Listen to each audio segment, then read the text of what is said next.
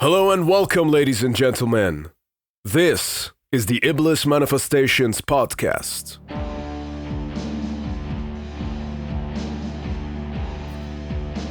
This channel features lengthy off-limits conversations with various different artists and entrepreneurs, predominantly from the underground metal scene.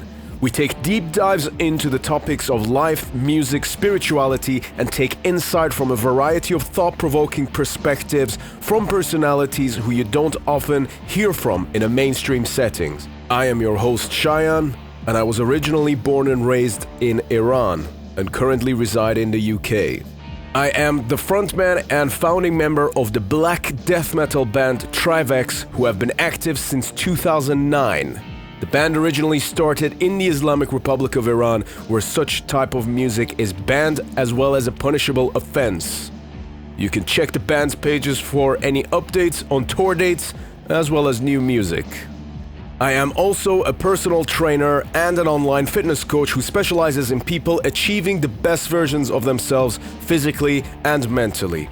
Having been someone who was once extremely out of shape and overweight, I find it to be my duty to be able to pass on the information and knowledge which I've gained to help others achieve the same transformation.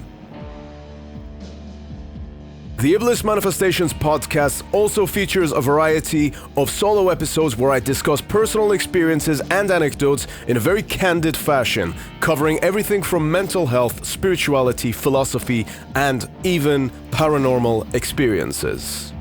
This is the Iblis Manifestations podcast. To support it, be sure to subscribe to the channel and visit the link in the descriptions. It's great talking to you, Shayan, really. And best of luck to your endeavors with this podcast. I think it's a great initiative. You're my favorite person to talk to for interviews and stuff. So I love what you're espousing out here. I love the knowledge and the perspectives that you're curating through this, and I'm just so honored to be a part of it. Thank you. As I told you, it was one of the most interesting interviews I've ever had, because we talk a lot more things than just music, and I really appreciated that. I respect you deeply, and it's an honor to be here. And friends, remember as always, better to die on your feet than to live on your knees. Enjoy the podcast.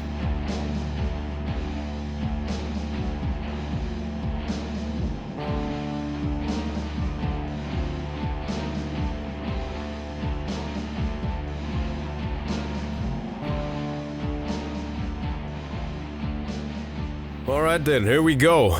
Hello and welcome, ladies and gentlemen. Episode number 100 of Iblis Manifestations podcast. Who would have thought I would be here after, I guess 2.5 years, starting with an episode telling paranormal stories about the very first flat that I was in Birmingham. Coming all the way here, having now spoken to some of the most prominent names within extreme metal underground, and having had many conversations that have changed me as a person and changed my life for the better. And I've learned a lot from the last 2.5 years of doing Iblis Manifestations. And of course, I want to give a very heartfelt thank you to every single one of you who have been tuning in during this time. I'm honored, really. It's this did not go how I kind of expected it. I'm a fairly ambitious person, okay? Most people who've probably tuned into this or have seen my work with TRIVAX and just how I operate can probably see through that. You can read between the lines what I'm like. When I started the podcast, I had no ambitions as to how this was actually going to turn out. I just kind of wanted to share stuff, The original idea kind of started with me just basically being frustrated with the social media format of, let's say, how you share an opinion on Facebook or, I don't know, Twitter or something. Always gets taken out of context just because you don't get to say enough to really make sense of what it is that you're trying to say, okay? Although, of course, there's still an art to that as well, but it's just not the best form of communication. We all know that now. And podcasting is the best form of media when it comes to communications, because you really get to hear people's thought processes and what it is that they're thinking. So yeah, after a little bit of encouragement, obviously, from doing my friend Jackie's podcast, Into the Necrosphere, and also seeing his channel grow, also seeing Agitators Anonymous, the channel of Alan Averill from Primordial, and Dread Sovereign, seeing those kind of podcasts, and then knowing that, oh, maybe it's not just the Joe Rogans of the world that we get to kind of listen to, but that our own kin in this extreme metal underground get to have a voice and can have actually pretty interesting fucking conversations. I thought, you know what, fuck it, let's just try it, and then I'll just share some of my thoughts. And then it was met with very positive response. I remember the first 100 views that I got. I was on cloud 9, and I'll never forget the feeling. I was like, holy shit, people actually wanted to hear what I had to share. So anyhow, it's something that's organically grown. I've never spent money on advertisement or anything like that, so it's just word of mouth. And of course, the grace of the platform of all of the artists that I've had on the podcast. And of course, the following that we have with TRIVAX as well, that has of course helped massively. And I'm ever so grateful to all of that, so I guess my way of starting this episode was just to say thank you all so fucking much. I am very grateful for this experience, okay? And I hope that in turn it's been of value to you guys as well, what I've been doing with this show. So so the reason why I wanted to do an episode was basically a Q&A. I've never done anything like this before. This is my way of just giving back to you guys, so kind of coming back to it. I'm all about gratitude, and I do believe in giving back. And so I just said, if you guys had any questions or anything, of course, we've been collecting these questions since last Thursday. Okay, so less than a week. But there's quite a few entries now. I forget the exact number now, because what I'm going to do is I'm just going to go through them one by one, but there's a fair few to go through. The ones that obviously deserve explanation and extended answers, that's exactly what I'm going to do. I'm going to get into them and unpack the nuances. And we also did a section of questions which were sent in anonymously, and that was actually maybe 80% of the questions or so, thereabouts. And as expected, there's a lot of fucking wacky ones in those as well. So I'm gonna treat those accordingly, okay? My promise was that I would answer every single question, all right? But I still reserve the right as to how I'm going to answer them. So stay tuned. Before I go into answering all the questions, got a couple of announcements. Anyone who's missed it, TRIVAX is now officially signed with Osmos Productions. That's right, the Osmos Productions, who've been around for over 30 years and have released some of the biggest and best extreme metal albums that have pretty much ever come out. So we're really, really stoked, and it's an honor to be signed with that label now, and we've got some very, very exciting plans for next year. TRIVAX may or may not have already been recording a new album, okay? So to those of you who've followed the band and know about Eloah Burns Out, even though the album came out last year, we actually recorded that motherfucker in 2019, okay? I think we had the final mix in November 2019. So we had to wait for that for a very long time before we found the right label for it, and then it came out. But then, of course, that release now propelled us into where we are now. So the next step is we're going to release another album sometime next year, probably. Who knows? I don't think we have to wait 5 years now. Or 4 years rather, but let's just say it's kind of fucking special, and I'll let the work do the talking when it comes out. But that's just a little bit of a hint for the future. Be sure to support Osmos Productions, and make sure you let them know that you acknowledge TRIVAX joining the roster. Okay? I appreciate it. The next announcement is that Iblis Manifestations is, of course, predominantly known for its work as a podcast, and it's a channel that basically puts out content with some of the best fucking extreme metal bands in the world, if you ask me. That's why I like to talk to them. And what I'm going to be doing is that I'm also going to be operating Iblis as its own kind of smallish label, if you want to call it, or like publishing kind of a company. And we're going to be starting up its own web store, and then that web store is going to have a bunch of releases, obviously TRIVAX releases that will be signed by myself, and also on top of that, there will be releases by other bands as well, which I'm now planning to add to.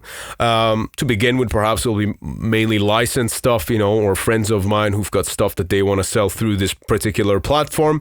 There's also a few pieces of handmade accessories that I've made, a few years ago. I made these with the intention of eventually sharing them through Iblis Manifestations, but I mainly wanted to do it with people who are genuinely interested in the occult. And the reason why I haven't really put it out yet is because I wanted to make sure that it would go to the right home. And I have a feeling that with the audience that the podcast has accumulated now's a good time to put that out there, because there's just a higher likelihood of the right people who are genuinely into the spiritual side of things rather than just getting into it for fashion, having access to what it is that I've put together. So there's a lot of very exciting stuff coming on that, and there'll be a bunch of signed posters and whatnot, and tour stuff that we've done. So that's something that's going to be coming your way very soon. And let me know what you guys think of that, if that's something that you'd be interested, because for the amount of time that Iblis has been ongoing, there's been no financial incentive in it for me. In fact, it's actually been costly for me to run this podcast for the whole time.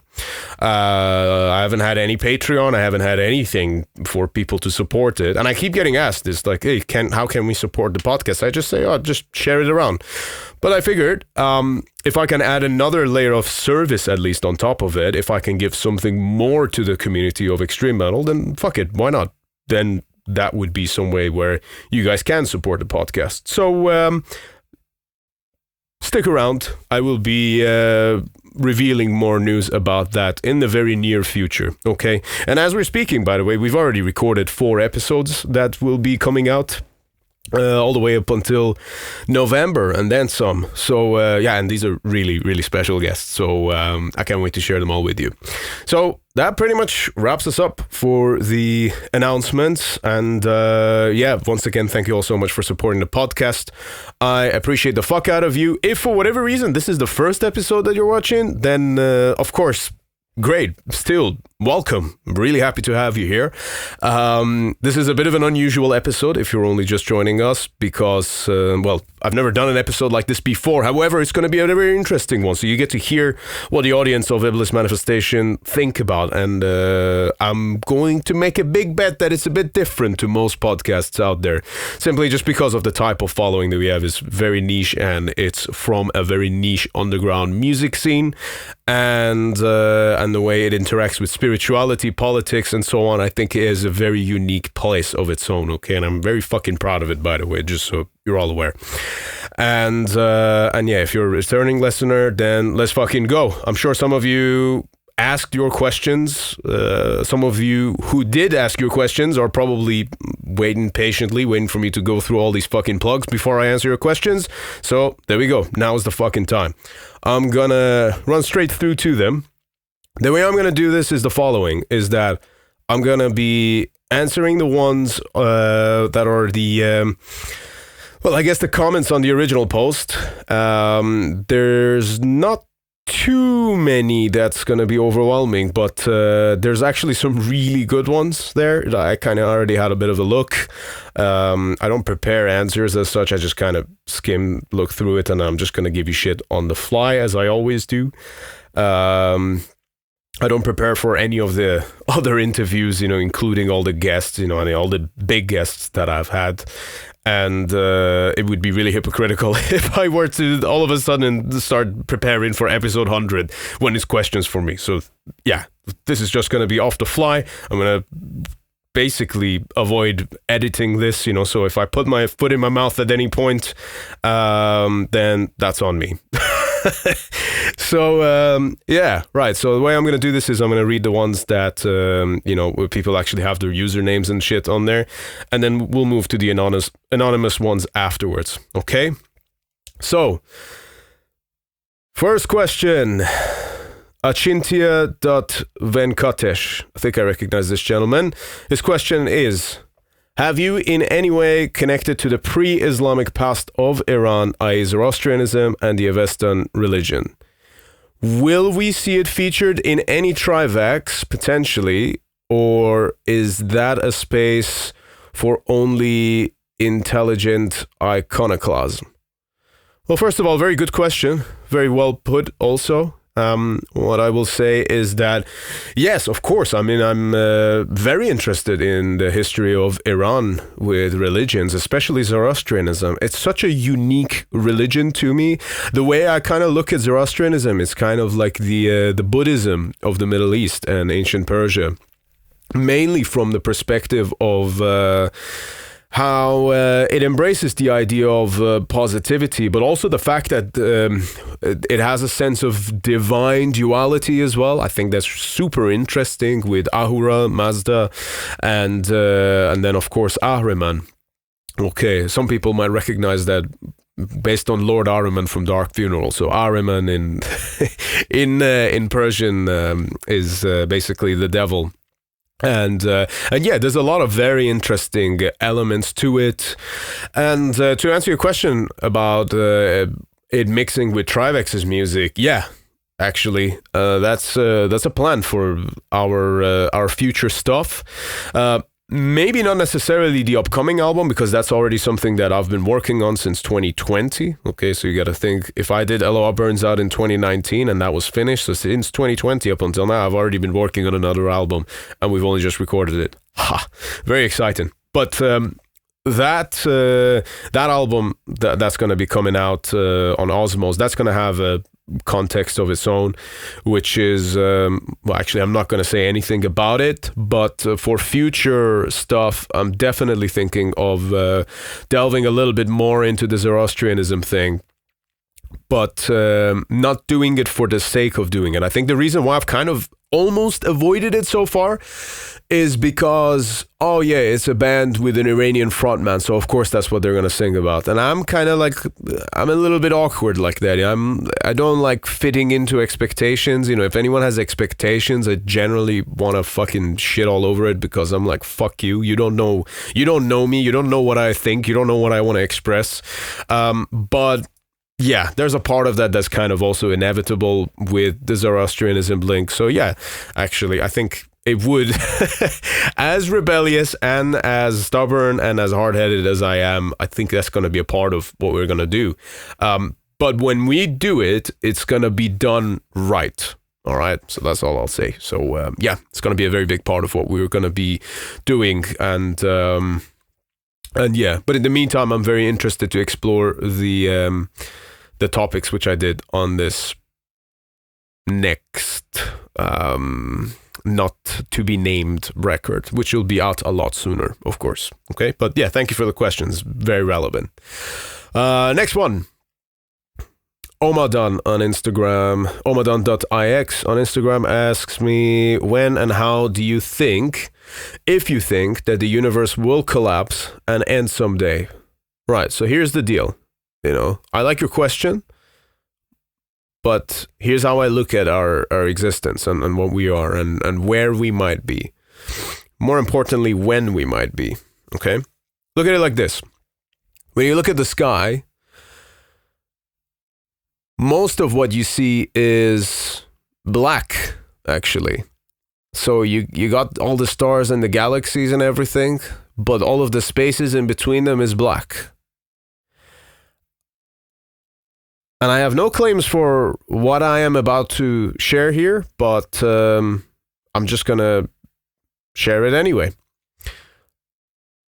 I believe that we are actually already inside a supermassive black hole. I think that we once belonged to an Eden of life, and we were in a place of great order and great light. And then what happened was that we got sucked through a black hole.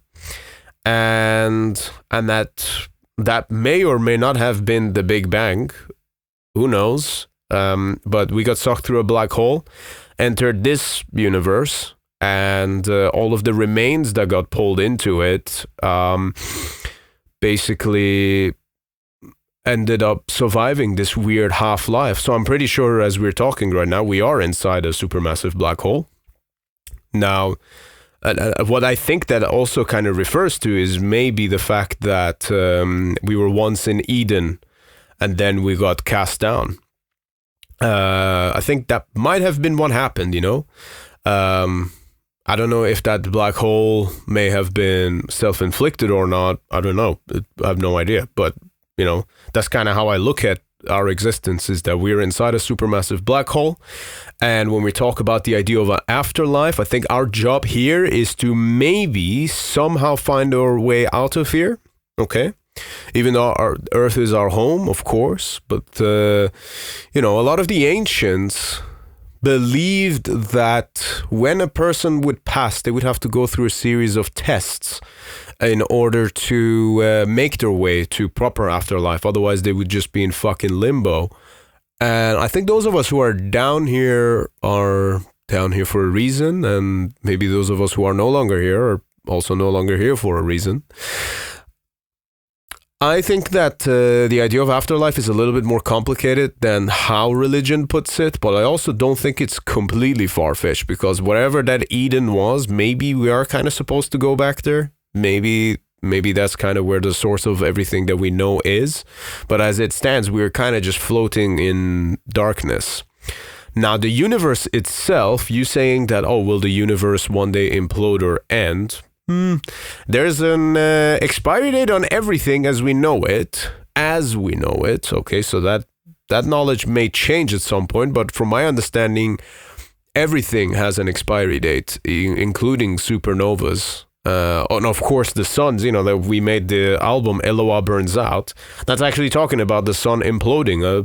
This is ad nauseum for people who've listened to TRIVAX interviews, but yeah, I do think that there's an expiry date on everything, but also, right, okay, I'll share something pretty fucking cool with you all here then, I guess. I've been really holding back on sharing about this, and maybe I won't go into too much detail about it for various different reasons, but let's just say I had an interaction with an intelligent force which is not human, but it has access to human database. Okay? I think that's fairly accurate to say. And by the way, this thing that I'm talking about, it grows from the earth. So I'm not talking about computers or AI. This is a thing that grows from the earth. And this entity has a database and a mind of its own and is extremely powerful and actually one of the most beautiful things I've ever seen. And I had an interaction when I was like, I said to her, and I said that I am trying my best to do what I can because I know life is short. And you know what she responded with? This was, I almost feel choked up talking about it because it was crazy and beautiful, and it made so much, and it really like made me go, okay, yeah, you're right, actually. Of course, you would know this better than I do. And she goes, life is short? No, my son. Life is eternal. And basically, I think what she was trying to show me, well, I know what she was trying to show me, but what I made sense of in a way that I can actually explain is that life is constantly ongoing. So life isn't just you as a person. So, you know, when someone says, oh, well, who gives a fuck what happens to the earth 50 years from now? I'm not going to be here anyway. That's extremely retarded, okay? And I'm going to use that word because it's very applicable here. Because life is not just a one person. We are all connected and we do come from the same source. And mostly, I think. And I think what she was showing me was that with death and rebirth, you know, the fact that we are still here shows that life has been going for a very, very, very, very long time. And yeah, this is the beginning and the end, and there's no really beginning nor end to the whole thing. You know, life will always exist some way or another, and as soon as the moment allows for it, life will be there. And now if you want to say that's a reflection of God, yeah, by all means, go ahead. I like that definition, actually. And you can also say the opposite as well. But I'm more interested in the life asserting aspect of things, actually. And yeah, I don't think it's gonna implode like you think it is. I think we're gonna have to find our way back home. I think that's a reasonable answer to your question. Whew, there we go. It's not... yeah, so... I think... yeah, I'm not going to add any more to that. So, the next question... Right. Okay, so... Is this Marigo_N? Marigo? I'm not sure if I'm saying that right. I hope I am. Hope you'll forgive me if I'm not. And anyway, so there's a few questions that this person has asked me. So the first question is, how have Muslims in the UK responded to your stance on religion so far? Okay, there's a bunch of other questions. I'm going to answer this one. Not great. Okay, Muslims in the UK are extremely entitled, and they want to shove their beliefs down everyone else's throats. And when they realize that someone from the Middle East doesn't believe the same thing as they do, they get very threatened very quickly. Okay, because usually they play the race card and say, oh, it's racist to stand against Islam, or it's Islamophobic. I love that term. It's so hypocritical. And yeah, when you do that, it just kind of shits all over their parade. So no, not great. You know, I had very defensive responses, even though I think I was actually very reasonable how I approached it as well. There's always things you can do better in human interactions. You know, like, listen, just because someone's a Muslim, I'm not going to hate them. Okay, I don't feel that way. But also, I think that they're a part of a cult that's just I don't know. It's not very productive towards human evolution. Let's just put it that way, okay? And there's also a lot more wrong with it than just that, but that's just that's what I've come to learn. You know, when I look at Iran and what's happened to Iran, and Islam is responsible for a lot of that. Of course, there's politics involved, the CIA is involved, the MI5s. Yeah, you know, listen, there's a lot of history there, and I've covered all of that on this podcast before. But at the end of the day, Islam was the perfect tool to accommodate that. So maybe it's not as great of a thing as some of those guys think it is. I do like some aspects of it, to play the devil's advocate or to play Allah's advocate. There are some standard practices in Islam, like, you know, for example, things that kind of come back to discipline. You know, of course, you have a lot of UFC fighters that have a lot of discipline, and you can see how the religion actually helps them with that. That I'm not so much against.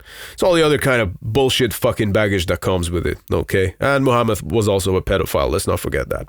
So their reaction's not been great.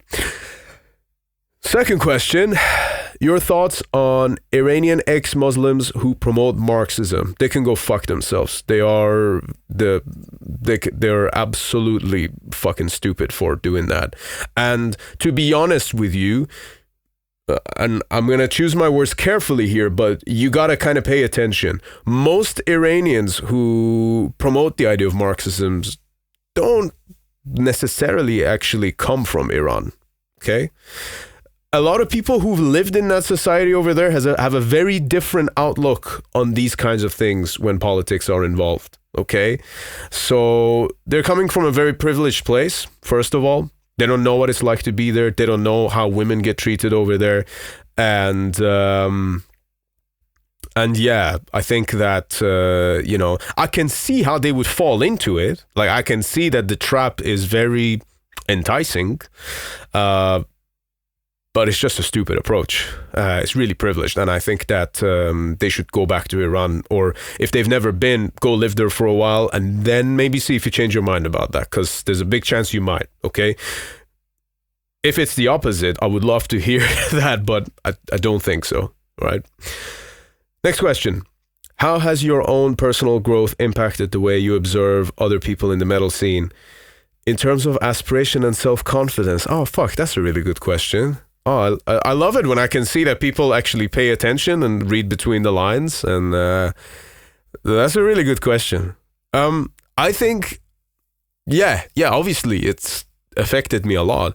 Because you have to understand, I used to be someone who used to be super overweight, no confidence, or I thought I was confident, but I wasn't really. I was actually very insecure, and I had a kind of like a very toxic projection that to me I thought was confidence, but it's not really.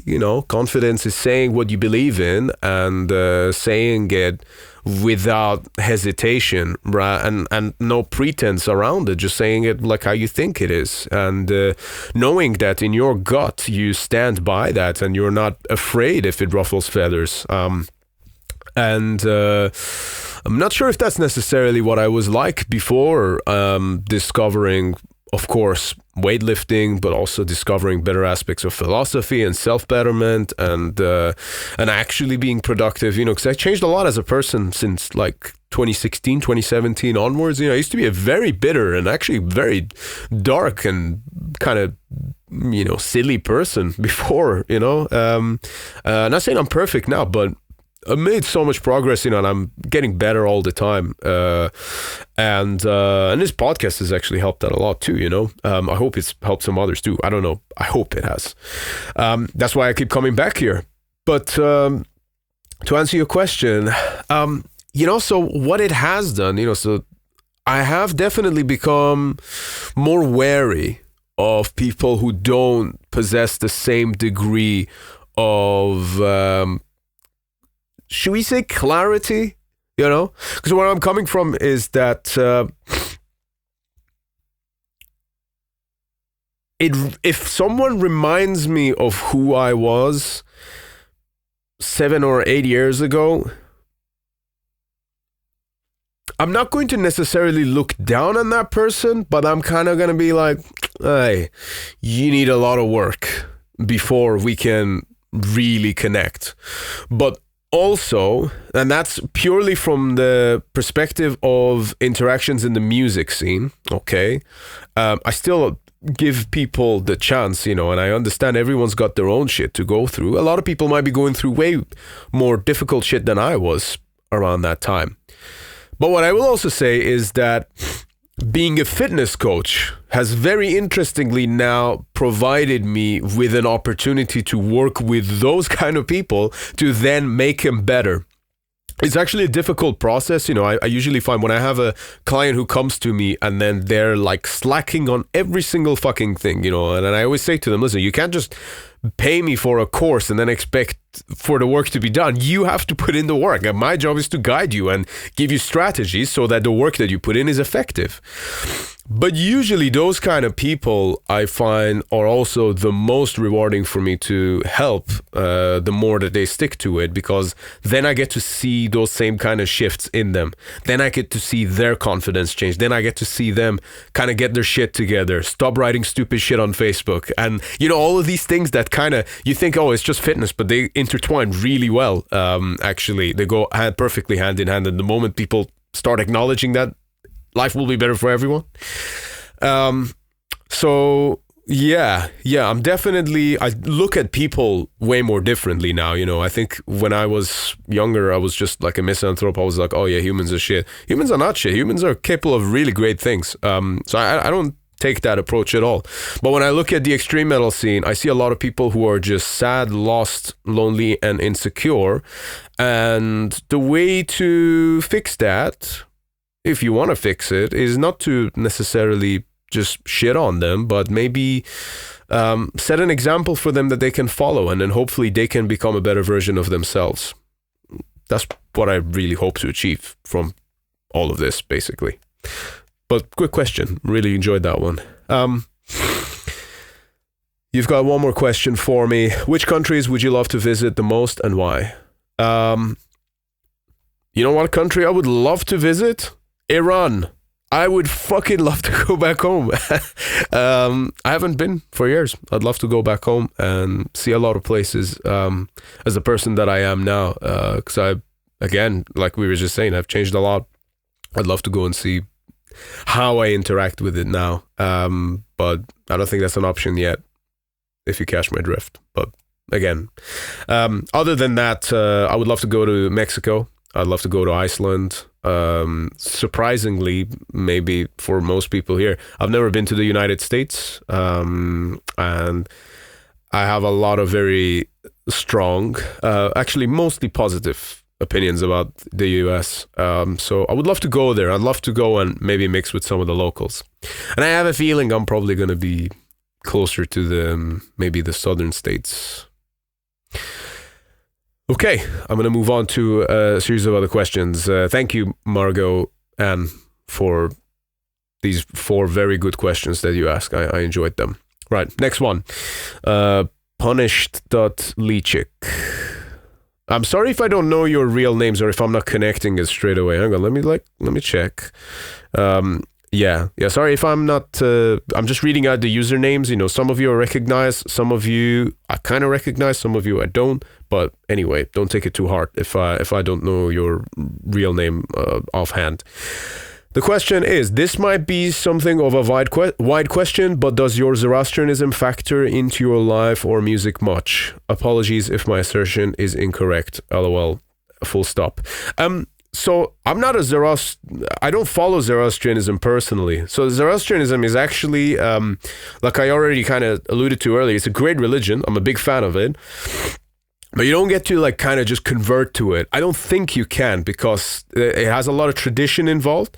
And there is also kind of a tribal aspect to it as well, if I understand correctly. I mean, I'm an Iranian. I should really understand this correctly. But I think that one of the reasons why it actually kind of died off compared to Islam back in the day was the fact that they would only stick to their own tribes. So there's a little bit of, unfortunately, I think for a lack of a better word, incestuous angle to it, okay? In terms of who they mix with, how do they pass on the knowledge of this religion, okay? Which in a way is good, because they're not shoving their Persian dicks in everyone else's faces and then saying you should believe in what I believe in. But, you know, the world and nature responds to power, and obviously I don't think there's a lot of real legit people left in the world who actually follow Zoroastrianism and are actually of that lineage, okay? Very, very select, like very, very small number of people left in the world. So I'm not a part of it, but of course I'm a big fan of it, and I do try and learn from it. And it's all about good deeds, actually, which is something that I am trying to do more of as I get older. And I don't care if that doesn't sound metal, you know, whatever. To me, I think everything that I've said kind of goes hand in hand together anyway, so there we go. Yeah, and as I already said, it is kind of having an impact on my music, but we'll see how that'll kind of translate by maybe album 4 of TRIVAX. If I was a little too vague earlier, that's kind of what I was saying. So the next one, Flight_19TV. What's the podcast interview you're most proud of so far, and who surprised you the most for his openness or discourse? Ooh, I've had some really good ones, man.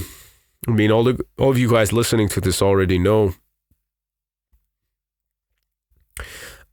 Maybe a kind of an obvious answer, but I would say that the chat I had with Tom G. Warrior earlier this year was phenomenal. I mean, that for me was very, very enjoyable. Just because it's crazy, like when you have someone that you're speaking to who's responsible for all these bands, who is also from such a different generation that you're from as well. You know, like there's a, you know, I don't want to like, this is not like a bragging point by any means at all, but it's just a perspective of, you know, his music came out 12, 13 years before I was even born.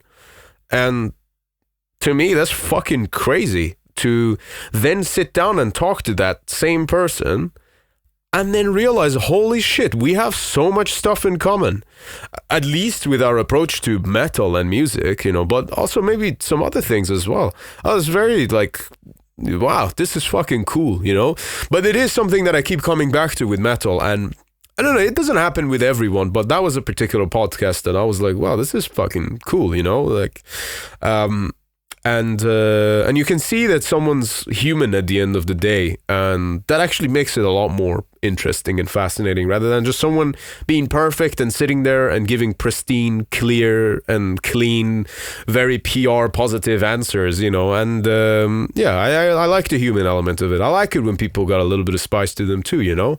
I like and not to say that conversation was necessarily spicy, but I'm just saying that I appreciate that realness in people. Okay.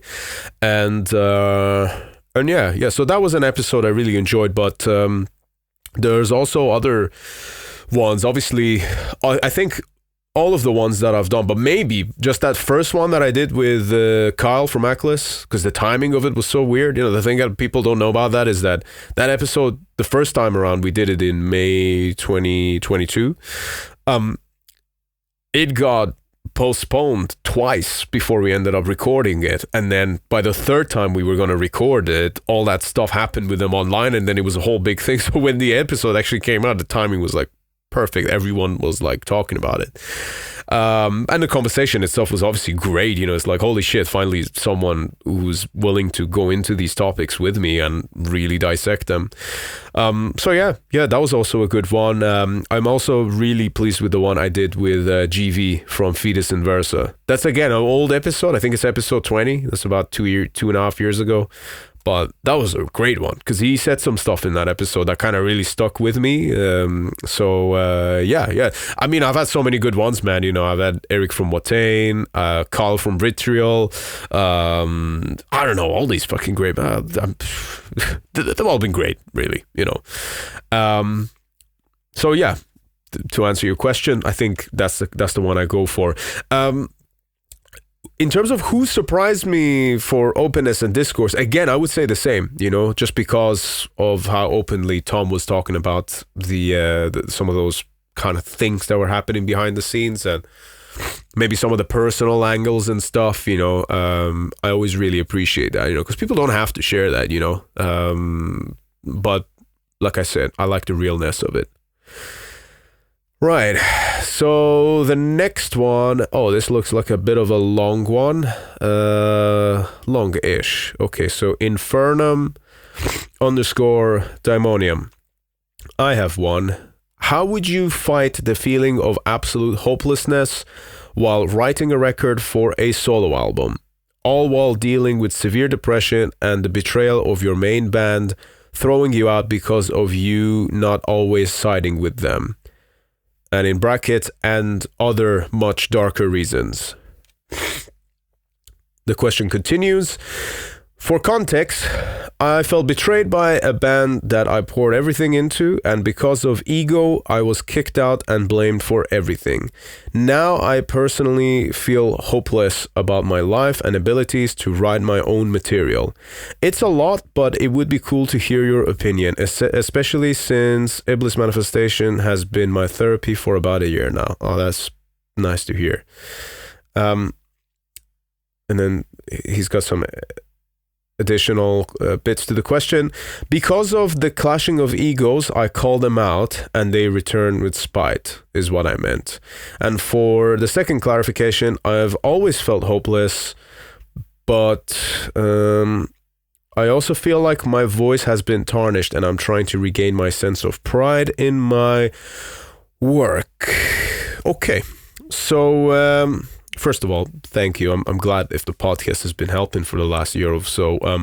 Always very, very honored and happy to hear that. If what I do here has any kind of positive impact for anyone in that sense, or if it serves as a companion, especially, very happy to know that. Okay, so thank you. Now, regarding what you're saying with your band and stuff, listen, so there's a few things here. Okay, one that I want you to think about is that no one forces you to write music. Okay, what do I mean by that? The world that we live in, let's say in terms of if you just want to, I don't know, go to work or whatever it is that you're doing, being a musician, especially in extreme metal, whether it's black metal or death metal or thrash metal, DSPM, whatever the fuck, the world doesn't necessarily ask us to make this music. If anything, it discourages us to do it, financially speaking, okay? And I'm not even talking about culture or religion or any of that. None of us are incentivized to be in a fucking black metal band. It's actually the dumbest thing any of us can ever do. Why do we do this music? Because we fucking need to do it. Because it's an urge that's within you that you need to get it the fuck out of your system. Otherwise, it's going to burn you from the inside. Now, as far as I'm concerned, that sensation, that urge, that drive, first of all, needs to be there for you to want to make that music. But secondly, that's never something that should depend on the will of anyone else other than your own. So if you're working with a bunch of people who don't necessarily want to, I don't know, even if they want to play the same music, but they don't want to share that same path with you, that's okay. Instead of also, this just as a little bit of like a life lesson as well, okay? Like everyone goes their own paths, and sometimes in hindsight, these things are a little less turbulent than they seem at first. Okay, so you want to emotionally detach yourself from these kind of conflicts a little bit, because you then get to understand, well, what's your role in that? Okay, so what was it that you did? Could you have done something better? And okay, maybe there's a lot of really terrible things. Maybe these are people that you really don't want to be associated with. Well, good. Go start another band. Go start your own project. But remember, no one's asking you to do that. It's for yourself that you're writing this music. It's for yourself that you're releasing this music. If anything comes of it, then that's a bonus. And perhaps if you then get to share that music with some other like-minded people on the same road, who are then wanting to be a part of the project, if you want to expand it from a solo project to a band, great. Then that's a bonus again. But always remember, and I always try and remind myself this, actually, coming from the background that I do, even though I'm from Iran and even though we risked our life playing this music and that whole thing, I still sometimes get accustomed to touring and playing, and then I start bitching and moaning about like, oh, why is this band here on the lineup when we know we're, all these stupid things that happen to all of us, okay? But then what I always remind myself is, listen, remember the fact that playing black metal, playing extreme metal is a privilege.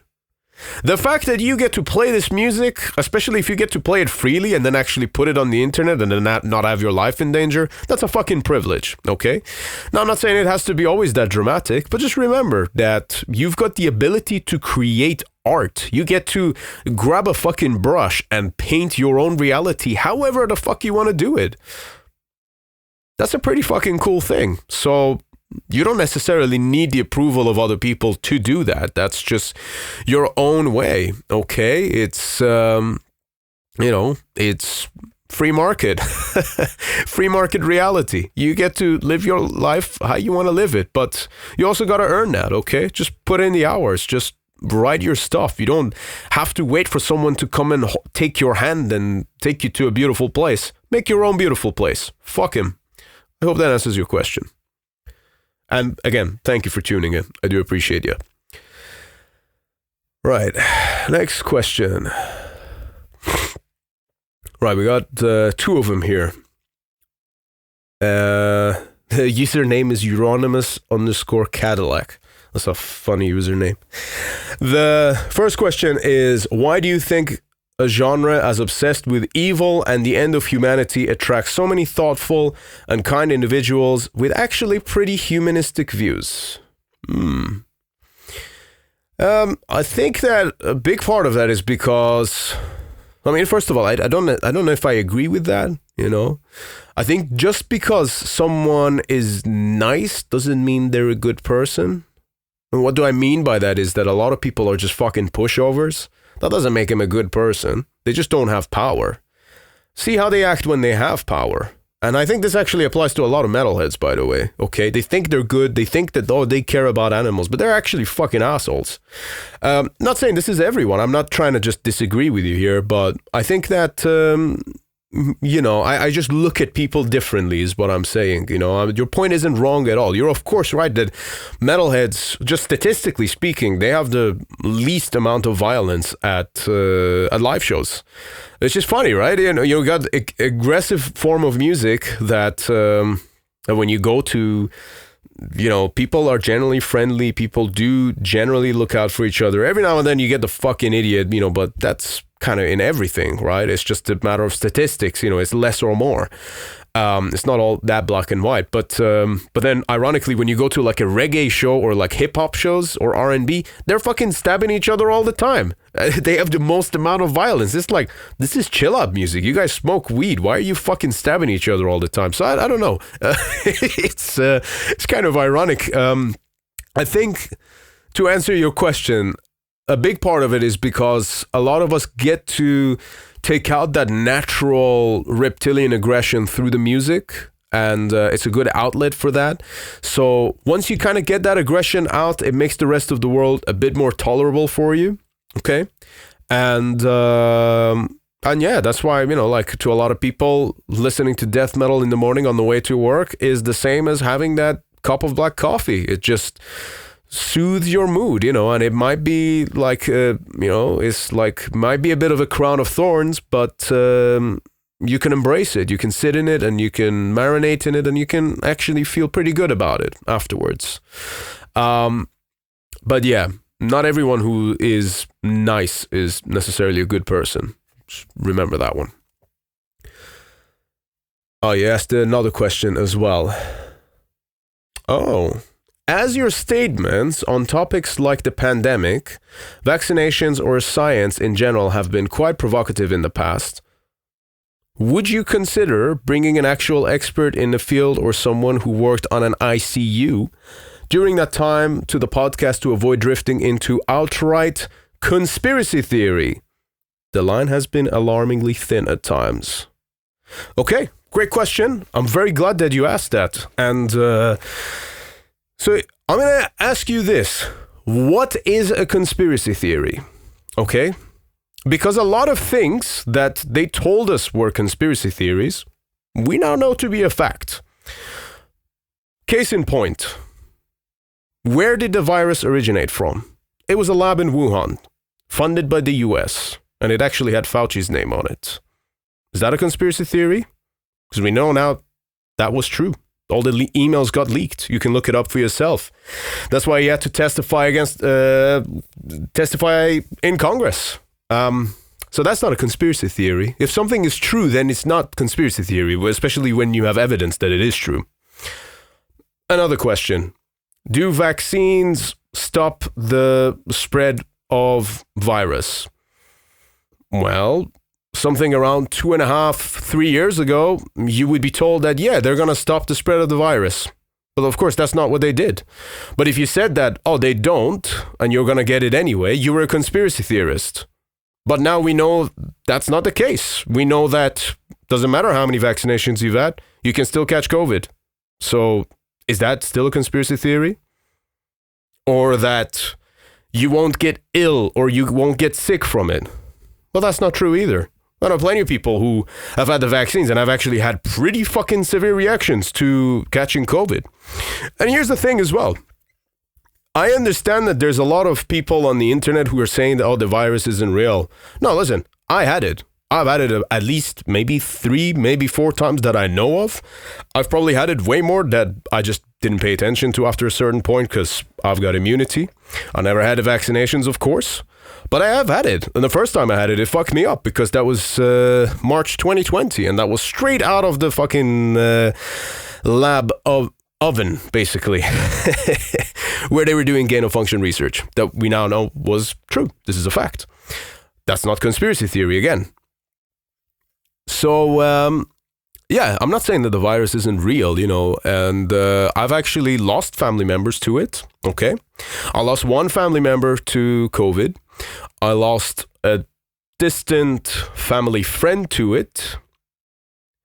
But on the other hand, I have also lost 3 people, one of them actually quite close to me, all near their 30s, dropped of heart attacks out of fucking nowhere, not long after taking the jab. So I'll let you kind of draw your own conclusions with that one, because I don't think it's as black and white as we think, but to say that it's conspiracy. I mean, what is it that I've said? Do you think that, oh, well, that's not true? Oh, have you spoken to people in the ICU? Listen, I worked with the vaccination line in the UK. We had calls of people dying after taking AstraZeneca all the fucking time. And guess what? In our system, there was no fucking way to report it.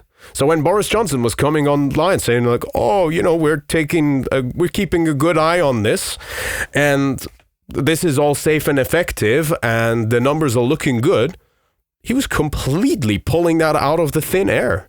And it's actually weird to me how many people bought it. What fucking bothers me the most, actually, is so many people who I know here in the UK. I'm speaking specifically about the UK, all right? And by the way, I've worked with the hospitals and I've worked with people in the ICU, and I've had conversations with them that are maybe not the way that you think they would go. Just saying. And again, I'm not trying to search a narrative here. I'm just saying that these are some facts.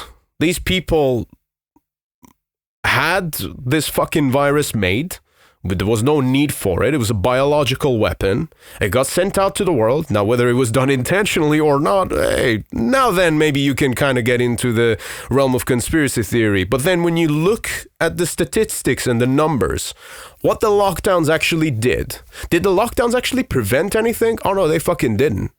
No. Go and read the book, The Real Anthony Fauci by RFK. And I know what people say about him, but this is a book that has been out since November 2022, and it has never once been sued by Fauci. Think about it. If the book is full of shit, why have they not sued it? And the first part of the book, if you listen to it, is very long. I mean, the audiobook is like 27 hours. You listen to that, and the first part of it is just statistics. And these are terrifying statistics of what the lockdowns actually did. That child suicide actually went up by 50%, and all of these domestic issues that went up, businesses, how much they suffered, how much debt we went into, all of these things. So that's not a conspiracy theory. These are facts that we completely shot ourselves in the foot. And the CDC now recommends people have 9 vaccinations. 9. I don't know. Like, who looks at that and thinks, oh yeah, that's what we should be doing?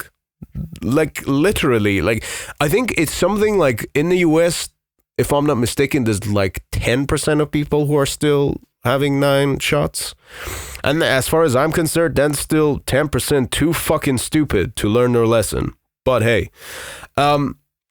and listen, I've got people close to me who have had those things, and I didn't have anything against it. It's when I started working with the British vaccination line that I realized, oh no, hang on a minute, this whole thing is completely fucked. I am never going to take this, and I'm never going to allow anyone close to me to take this. And of course, when I say anyone close to me, I mean, of course, people have their own choices, but I'm going to try and be informative about it as best as I can. And I sometimes wonder, back in when all of these things were kicking off, should I have been more public about it? Maybe I could have saved a few of my friends, Maybe I could have saved that friend of mine who died from a heart attack at age 30 whilst traveling, I do think about that sometimes, but I can't also let that eat me alive. What I will say to you is that I know very few people who, for example, did not take the vaccine and regret not taking it. But I know a lot of people who took it and they do regret it pretty fucking badly. Some worse than others, okay? And this is not a case of I told you so. It actually makes me really sad because I wish I could undo it for them, okay? Because then you're also going to be talking about the topic of miscarriages. How many women have had miscarriages? How many friends of mine have had miscarriages? Aside from the heart attack cases that I just mentioned. I can name 3 people who just dropped dead of heart attacks when they were perfectly healthy and fine. Okay? You can say, oh, it's cocaine. Or, oh, it's steroids or whatever. No, those were not applicable at all. Do you think that all football players that started dying on fucking fields were on cocaine and the steroids? Is that why they were all dropping off dead so fucking endlessly? Do you think that's why that was happening? So, I don't know. You tell me. What defines a conspiracy theory? I will tell you this, okay? Prior to the pandemic or whatever you want to call it, I was very sort of like, I know there's something fishy with governments, but I'm a pro-science person, yada, yada, yada. And then after that, and had it not been for my own personal experience of seeing things with my own eyes, having a set of numbers in front of me and then seeing what the news is saying on the other hand, not having had that experience, I probably would have ended up getting it, and I probably would have, I don't know, maybe had a different position on it. But I think life opens our eyes to things for a fucking reason. Because as a result of that, you then start to think, well, if they lied to me about this public health emergency, what else have they lied to me about? And then it really makes you question everything. So when you say the word conspiracy theory, which by the way originated from the JFK assassination, which, you can look at who did that one.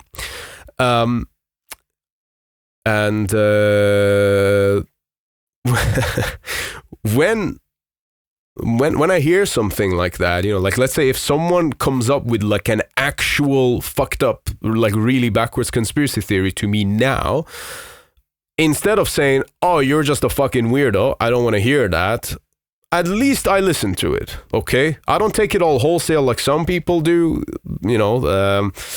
but at least I'll listen. Because I've now seen that they can lie. And I've seen at which scale they can lie about it, okay? And listen, here's the other thing as well. All of those people who did get the vaccination, or people who did genuinely, I don't know, end up in hospitals because of the virus. I'm not saying that didn't happen either, but it was exaggerated. The numbers were exaggerated. Hospitals were getting an incentive for showing that, oh yeah, this person who died of a gunshot wound, he died because of COVID. And then they would get $3,000 on top of it. So there were things like this that you do have to keep in mind. Just be a little bit more open-minded. And instead of holding tight to a narrative so much because you're afraid of how dark the alternative, the real truth can be, just let it go. Just really pay attention and see where the truth really lies. Okay? And it's kind of somewhere in the middle, but a little bit maybe towards the other side of where you're sitting at the moment. Nevertheless, thank you for your question. So I think that pretty much wraps us up for the... so these are the questions that are, well, these are the ones that I've got names for them. Now, I've got a lot of the anonymous ones, but like I already said, these are a lot, I guess, shorter questions. Okay, so maybe they don't all require answers that are as elaborate. And as I kind of pointed to it, there's a lot of fucking kooky ones in there too. But you know what? I'm going to answer them anyway. So, yeah. Oh my God. Yeah, there's some really crazy ones here. So, yeah, I mean, before I start reading this out, listen, guys, don't take my word for it, okay? Always do your own research. But what I will say is, whether it's your doctor, whether it's your, I don't know, mainstream media, your online social media influencer, whoever the fuck it is, don't take anyone's word wholeheartedly. Do your own research. And, like for me, for example, I'm saying that, oh yeah, I worked with the vaccination line. I have no way of proving that to you guys. And in fact, they made us sign contracts so that we can't prove that to you. And I don't actually, I don't know, maybe I'm a little naive. Maybe I should have, I don't know, sought legal advice before sharing this information on here. I don't know if I can actually get into shit for just saying that, but I think it'll be okay. I don't know how it could come back to me. It could come back to me for spreading misinformation, right? Then in which case the BBC, CNN, and all of those fucking motherfuckers deserve to, have the same thing done to them, whatever it is. They've definitely spread a lot of misinformation, But, make up your own mind about these things. This is my channel. This is my platform. You're asking me questions and I'm answering them to you as best as I know them. Okay. And that's why it's always a risk doing an episode like this, but I kind of like a little bit of risk. It's okay. It's fun. Life is for living. So, going back to the questions. Right, these are fun. This is going to be an icebreaker because that very first question already... right. Very first question. I'm just going to go straight into it. And by the way, these are all anonymous, so I've got no names to give. I have no fucking idea who's been sending me these. Some of them I might be able to suss it out, but who knows. First one. I want to get with you. Okay, so that's the first question. And yeah, that's, good for you. And I wish you the best, whoever this person is. And yeah, I am spoken for. And you probably don't have a chance, but I appreciate you trying in this really weird cryptic way of you letting me know what you think, even though I have no idea who you are. So thank you, stranger. I'm flattered, but no thank you. Next one. Can we be besties? No, but we just became worsties, and you can go fuck yourself. Next question. Next question. I really love your interviews with the guys from Winterfilleth. So I was wondering, do you have a favorite track from Winterfilleth? And also would love to see someone from Heathen Deity on the show at some point.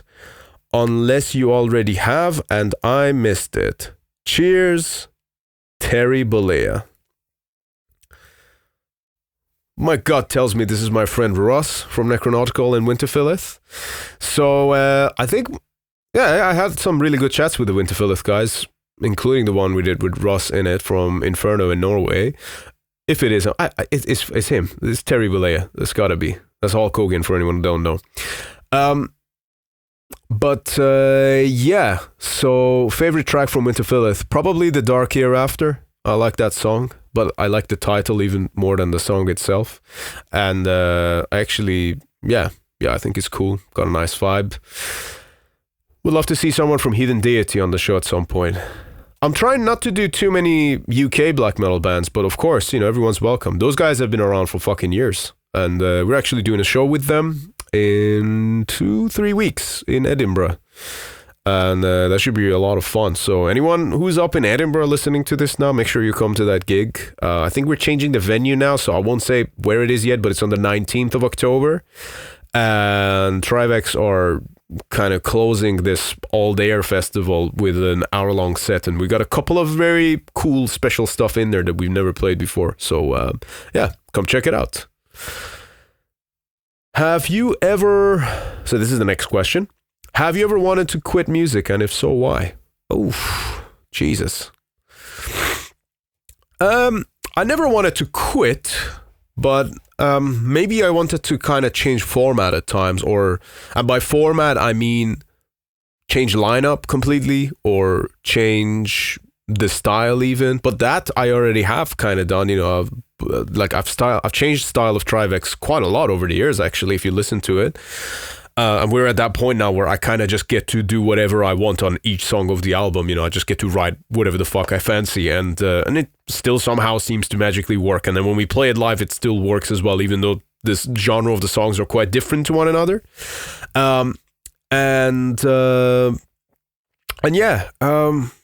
Fuck. Yeah, of course I've thought about it. Going as far back as being in Iran, that was a really tough period in my life. It was a short time period, all things considered, like how long I've been here now. But it was really fucking tough. And then one day, like every time you get close to quitting, but then choose not to quit, usually what happens after that, if you stick to it, is the best parts, okay? And that applies to anything in life. It's not just music. But I remember specifically one night when I was about 15 years old, around 2 or 3 in the morning, I was looking at my emails, and I think I had signed up to this newsletter from this guitar teacher. And he said this thing in his blog that's just fucking struck such a chord with me, no pun intended. And it said something to the effect of, prove to yourself how much you want what you're doing. So he was saying to say it out loud, I will never let the guitarist in me die, right?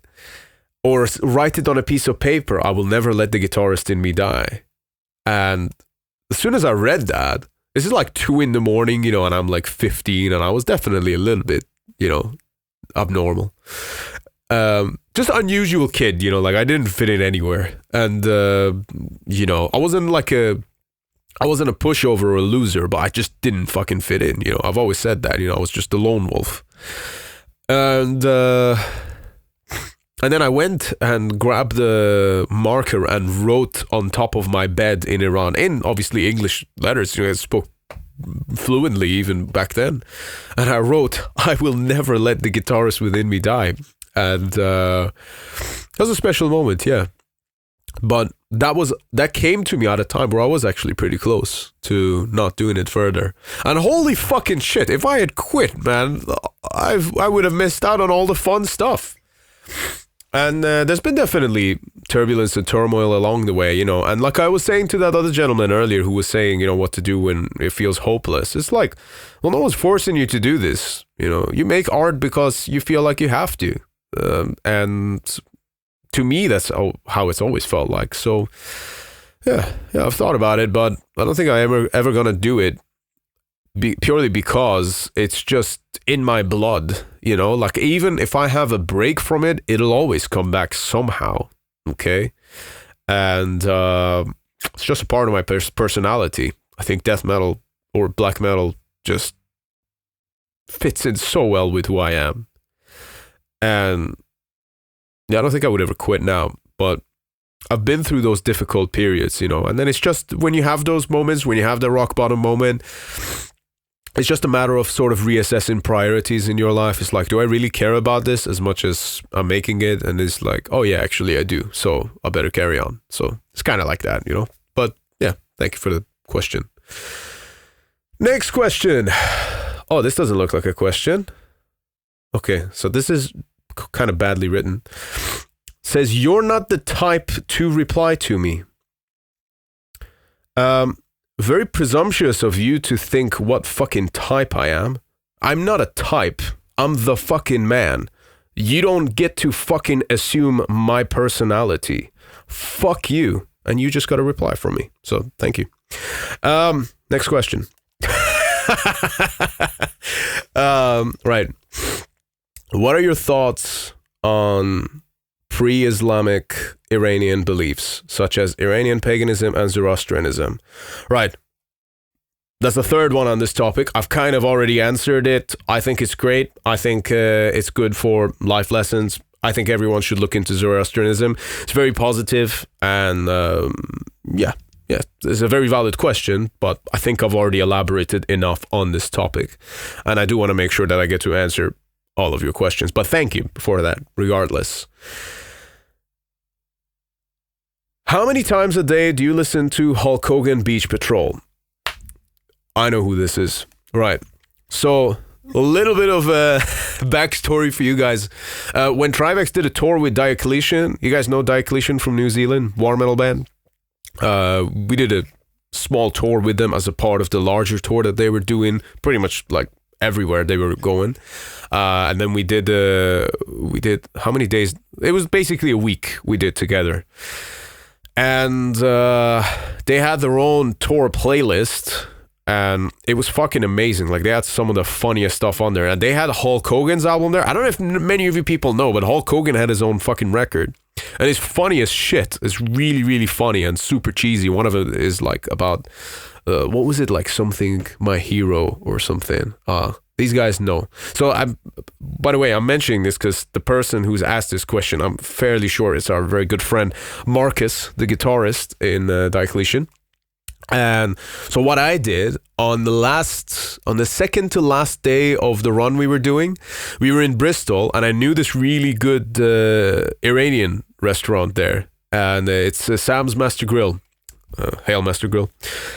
And so I convinced everyone from the tour. I was like, listen guys, this is really good Persian food here. We should go check it out, And everyone from the tour, to be honest, they were very open-minded. They were like, okay, sure, we'll try something new, And yeah, as far as I remember, I don't think anyone had really had it. Maybe one of the guys had had Persian food once before. But anyway, we went there, and the food is fucking great. So anyone from Bristol, if you want to try Iranian food, go to Sam's Master Grill. and check it out. They're really good and good prices as well, you know. And we went there, and you know, the guy recognized me because I went there like 2-3 weeks before with Simon from Valkyria and Marduk. Obviously, it's when Marduk were in town, so I like to take my friends to Persian restaurants. And then the guy who was the owner recognized me, and he was like, "Oh yeah, you know, you did say you were gonna bring some of your friends here, you know." And we were like fucking sore thumbs, you know, all these guys with like fucking blasphemy hoodies and shirts and leather and shit, you know, and like sat in a nice Iranian restaurant. You know, it's a pretty funny scene as it is. But anyway, I go up to him by the till, and then I'm kind of just to talk to him, you know, just to have a moment to say, "Hey, thank you for having us," kind of thing. You know, we haven't even ordered the food yet, but I was just, you know, taking a moment to connect with the guy. I like connecting with people, and you know, and I shook his hand and stuff, and he was very accommodating. And then he said, "So you said that these guys are in a band?" I said, yeah, so they're in another band who's touring with our band, kind of thing. I explained it to him, and he was like, "Oh, okay. Do you think maybe we can play some of the music out of the speakers?" I was like, "Oh no, you can't fucking do that, because you'll just scare off your customers." And he was like, "Oh, okay. Well, do you think, is there anything we can play?" And I was like, "Hang on a minute, I know exactly what you can play." So I gave him my suggestion. You know, I found a link for him online, and it was all kind of hush-hush. And then I went and sat back down at the table, and whilst we're sat there, out of nowhere, Hulk Hogan's Beach Patrol starts playing in the fucking restaurant. And obviously this is like an inside joke between all the tour members, so everyone just started fucking laughing like no fucking way. And yeah, we had obviously been listening to that song for the whole tour, and the song is fucking funny. I don't know if you guys have heard it, but yeah, it's really hilarious. So yeah, bit of a tangent there, but that's what this question is referring to. So to answer your question, Marcus, I don't listen to it every single day, but when I do, I listen with my whole heart. Right then, how do you defend a lateral knee bar? I think it's by shin your pants, but I'm not too sure. Last time I did that, it seemed to work. This one, I'm not too sure. But I will be starting jiu-jitsu soon, so I'll come back to you on that. Another one. I really like you. Good. Next one. Thoughts on modern day dating, hookup culture, dating apps, and people struggle to connect with people in 2024. Oh, fucking hell. I need an hour to uncover that. But then again, after everything else I've just talked about, I can handle this. Sure. I think it's sad, you know, it's not just the hookup culture. Obviously, I fucking despise it. I think it's counterproductive. I think it's really devastating to a lot of people finding real love, because it redefines what that means to begin with, okay? Because to me, I think love is something that takes discipline, all right? Not motivation.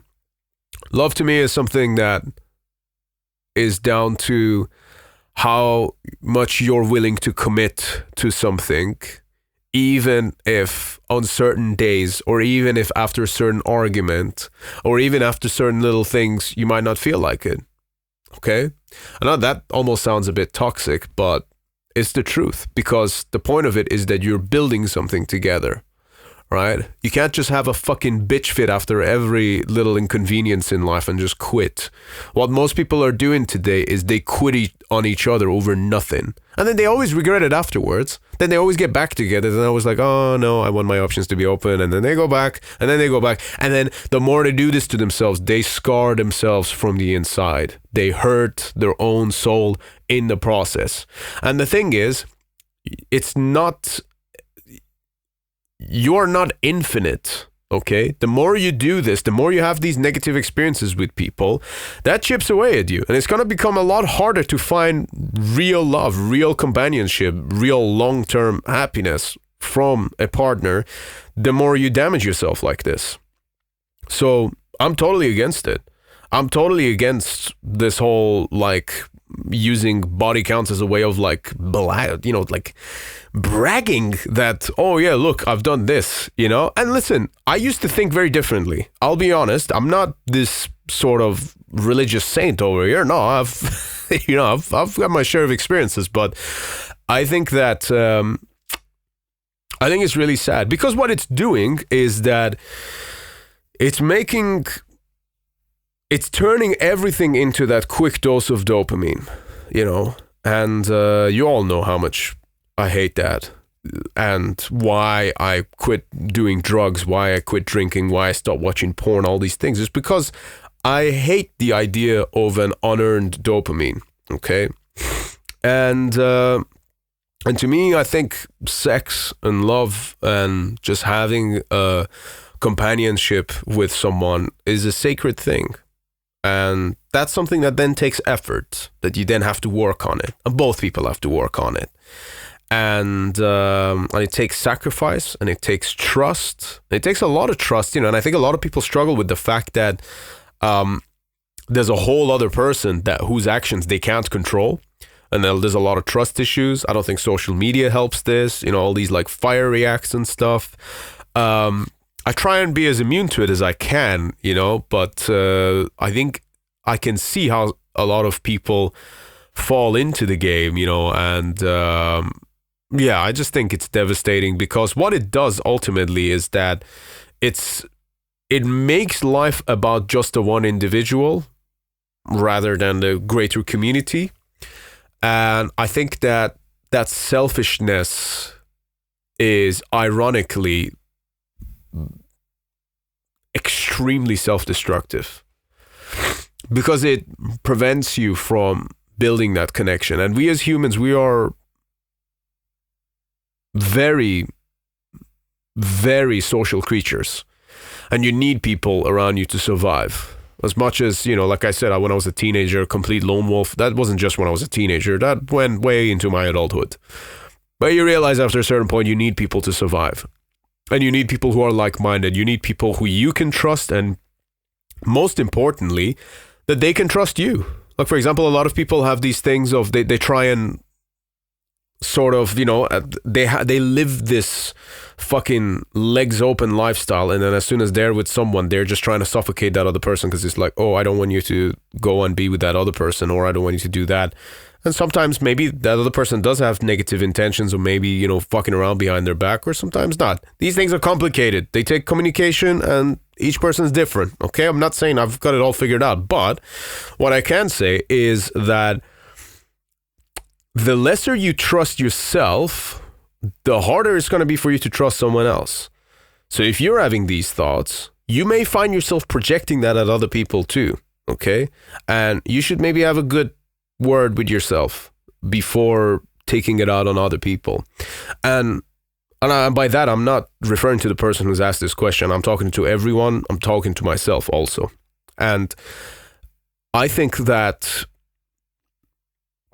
it's, of course, become incredibly difficult for both men and women to find someone that they can rely on, because online dating apps, they're blowing some women's egos into very disproportionate levels. And the whole reason for this is because the guys are just desperate to get laid.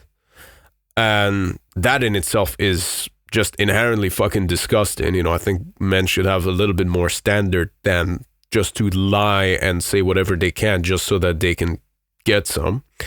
And again, I guess it's different all across the board. Maybe I'm reflecting too much on my own experiences and being a little too like, well, tough shit if it doesn't work out. But maybe some people out there really are desperate. I don't know. Maybe that's the case. But I think that the more you stick to your own standards, the more you have values, and the more you seek that value in others, and the more you actually focus on building something rather than, oh, let's just see where this goes kind of thing. You generally should know where this is going from pretty early on. Most people turn a blind eye to it, because they think something's going to change, they think the other person is going to change, or that they're just afraid of being alone. So, yeah. And these are all inherently kind of fairly common things, actually. But I think that modern dating culture totally devalues that, because you start a project with someone and then in the back of your mind, you're still like, oh, I could maybe still get with that one. I could try that one. Ooh. And that's just sad, I made an episode on this before called "The Grass is Green Where You Water It," and maybe that's a relevant one for people to revisit if you want to carry on this topic. And yeah, I'm still learning myself. I'm not perfect, but I am learning, and this is what I have learned so far. So yeah. Next question: you single or taken? I am taken. What is it with you guys being obsessed with this topic? Jesus. I'm obviously flattered that some of you are asking. I can't tell if you're fucking around, if you really want to know, but I am taken. Like, you can look in my socials. I'm very open about that. So yeah, anyway. Who is the most handsome band member you've toured with who lives in New Zealand who lived in New Zealand but now lives in Australia? Of course, Rolf Harris. This is once again a question from my dear friend Marcus from Diocletian. Here we go. Yeah, all the best to you guys, by the way. Hope Australia is treating you very well, and the jiu-jitsu community there's kicking your ass, but hopefully giving you a chance and opportunity to kick more ass in the future. Here we go. Next question. Who are your best guy friends? Okay, I don't have any guy friends. I only have competitors who I have mutual respect with. But yeah, of course, the TRIVAX guys, and yeah, I have a relatively small circle, but yeah. Oh, of course, my friend Jackie from Into the Necrosphere. Jackie and I are nowadays, actually, we've developed a really good friendship off of camera, and I respect him a lot as a person, and I think he's someone who's kind of achieved his own thing, and we kind of come from different places, but then we actually have similar viewpoints on certain things. He's a bit less kooky than I am, which is nice. It's good to have a friend that, you can kind of be yourself with, and then you can have that little bit of difference, but then that's just mutual fucking, it's just a man's man that you can have on your side, and that's good. I always appreciate that, and I try and be exactly the same. So yeah, Jackie's a good friend, and yeah, what can I say? Yeah, surround yourself with people you always learn stuff from. Okay, if you have a conversation with someone and then parts of that conversation sticks to you and then keeps coming back to you and you think about it, that's probably a good friend. Obviously in good ways. So next question. Hi Shayan, has your journey and your Iranian roots been met with positivity from other metal performers and musicians? And have you had moments where you were rolling your eyes somewhere in the back of your mind? Do you find yourself correcting people's perceptions a lot? Good question. It's a little bit like in the middle, because yeah, the reaction's generally good, but you'd be surprised at how little some people know about Iran and what it's actually like. And when I first showed up here, I thought everyone would know, but that's just because that's the world I came from. And then I showed up and I'm like, guys, I just made it out. I can play this music. And they're like, okay, so what? Like to me, it was so weird. But yeah, I just try and share as much information as I can. And I do feel like I'm kind of, by accident or not, kind of at the forefront of like the whole Iranian metal thing in a way, even though we're extreme metal, I do kind of feel like TRIVAX is like right at like spearheading the whole fucking thing. So, not saying we're the only one, but I'm just saying we're a very big part of it. Especially with the Azrael video going viral since last year, that outdid like literally all of my own favorite bands releasing videos in the last year or two. So, it's very strange how that kind of went down. So my thing is just do as many of these podcasts, do as much as I can to kind of raise awareness about it, but also kind of, because the thing is, Iran is not as primitive of a country that people think it is. It's actually extremely modernized, the thing that lets it down is the Islamic laws. Really, that's all it is. And the fact that Iranian people are too much in seek of pleasure. Yeah, I think they could do with a little bit more discipline. And that's what lets them down, and that's why that regime is still in power. So, there we go. I don't know if that answers your question at all, but yeah, I think, I don't know. I don't, it's something that changes with time. I don't get upset, if someone misunderstands it. I'm always happy to explain what it's actually like. But I do wish more people just knew by default, just so I had less explaining to do and more doing, if that makes sense. All right. So next question. My question is, okay, so this is how it goes. So my question is about the Satanism in black metal. For example, Watain. Do they really glorify quote-unquote evil, for example, animal cruelty, dictatorships, etc.? This is not an attack on them. I'm just interested in a deeper understanding. I'm also interested in your standpoint on Satanism. Okay. I mean, that's a good question. I mean, I can't really speak on their behalf. I think that would be a bit of an unfair thing to do, for me to just come and say, oh, well, they said this, so therefore they must believe that. That's not my place to say that. There's, I'm sure Eric will answer that a lot more eloquently than me, just sat here trying to make presumptions about it. But yeah, it's a good question nevertheless. The part of the question I can answer to you, where you say this is not an attack on them, I'm just interested in a deeper understanding. I'm also interested in your standpoint on Satanism, right? That I can answer you. And it's that for a big part of my life, I was heavily into it.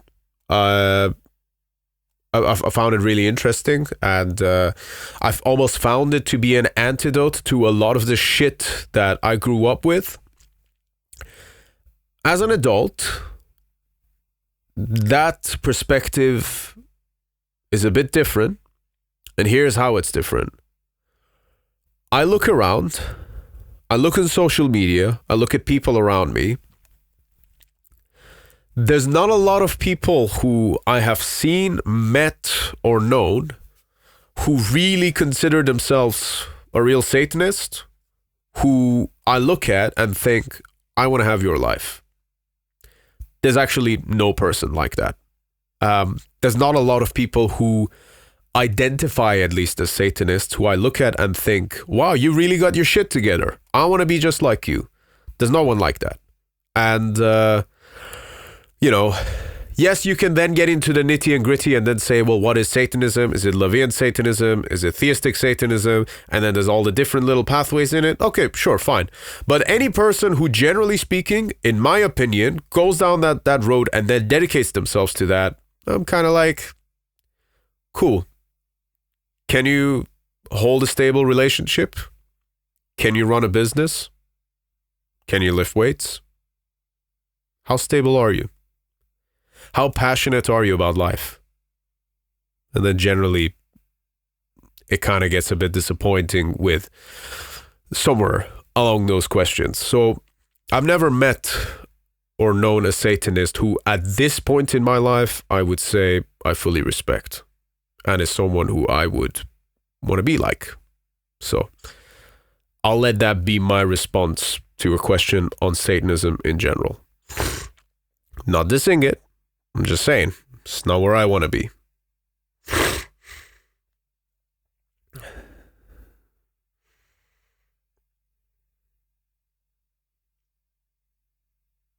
Okay. There's a lot more questions here, guys. I'm going to try and blitz through them as best as I can. But I am enjoying this, and I hope you are as well. Thank you so much for tuning in, obviously. Right. So, next one. Which form of art do you think can best express aspects of dread and horror? Really enjoy your episodes. Greetings from Germany. Ah, great. I love Germany. We've been there. We've played there a few times now, just in the last year. Dankeschön. Yeah, so which form of art do you think can best express aspects of dread and horror? I think all of them, really. Whether it's music, anything from just even film scores to Death Spell Omega, all the way to, I don't know, everything. And then movies, of course, if you want to look at the original Nosferatu film, or any of like the Bela Lugosi Dracula films, or there was that other old film. Which one was it? I forget. They actually used binaural beats during this earthquake scene to really fuck with people, and it's to give you the feeling of dread. Yeah, all of those art forms are accurate. Oh, fuck. There was one, when we played in Italy last month, I went to the, I wonder if some people listening to this will know the painting I'm talking about, because it's really fucking obscure and just random, but it's the creepiest thing I've ever looked at. Well, one of them. The other one was Khomeini's face. So, yeah, we went to the Capuchin crypts in Rome, because we had a day off in Rome before we went to the other side of Italy to play at that festival with Marduk and Darvaza. Frantic Fest was fucking killer, by the way. And Terrorizer played too. I found this random fucking drawing of Jesus there that was all just covered in blood. And it's a small, like an A4 drawing, but it's really old. And it was the fucking single creepiest drawing I have ever looked at. Any of you who've been there, I don't know if there's any online pictures of it, but it's fucking creepy as shit. And I enjoyed standing there staring at it for ages and just exploring it, Like I wasn't put off by looking at it, but it was still very creepy. So yeah, all of the art forms, if they're done right, if that's what you're after, they can all do it. Right, so the next question. When did you start losing your hair? I think it was just around the time I discovered Niflheim, and I think the two might have had something to do with one another. The next question. Why do men have nipples? For the same reason that you're originally born as a pussy. No, but seriously, like, everyone is born with a female body to begin with. So mammals always are originally with a vagina, and then based on the chromosomes, then they start to develop a phallus. So I don't know, maybe nipples are just leftover female somewhere. So, depends what you identify as, I guess, as the kids say nowadays. Next question. If you enjoy wasting time, is that time really wasted? I don't know, but what I can say to you is that regardless of what you do, time always moves forward, and it has zero regards for how you want to spend it. So that part is entirely optional and down to you. So there you go. Next question. Why is it that rain drops but snow falls? You see, guys, when I was saying that the anonymous questions were a little bit nutty, this is what I was talking about, but we're having fun. Fuck it. Not everything has to be death and gloom, although I'll have some way of making that happen unintentionally. But yeah, why is it that rain drops and snow falls? I don't know. That's a great fucking question. The English language has a lot of these little fucking trickeries in there that are questionable, but enjoyable to ponder upon. Like the word tap. That could mean a million fucking things, but I don't know. Why is it that rain drops but snow falls? I don't fucking know. There you go. But it's kind of ironic that snow falls, right? You would think it would at least be snow winters. Get it? This is one for the American listeners. I hope you got that one. So, next question. Why is it that... Oh, God. There's so many of these, isn't there? That's fun. Why is it that when you're driving and looking for an address, you turn down the volume on the radio? Well, I can't relate to this because I do not listen to the radio. I only listen to the screams of horrors that are inside my own mind. And I never have to turn that down. Okay, so next question. These are fun, man. I apologize if I'm taking a little bit long to go between them, but I just need to go through each one. Like I said, I just wanted to give an organic response to each one. So here we go. Next question. How old are you again? 69? No, I turned 30 in November. I'm a Scorpio. And yes, I'm way younger than people think I am, but I've not lived a normal life. I've already got fucking gray hair all over my beard. And that's fine too, you know, because like I already said, after speaking to the divine entity, I learned that life is not short. Life is eternal. And I'm just here to live my part of it. And I'm actually very happy about that, you know. I'm very grateful. Right. What was the biggest adjustment you had to make, or the biggest culture shock you didn't expect, good or bad, when you moved from the Middle East to the UK? I find it's interesting how many of these questions are surrounded by that. You know, it's not a bad thing. I just think it's interesting people paid attention to that. Because this is actually a very valid question too. There was a lot of things.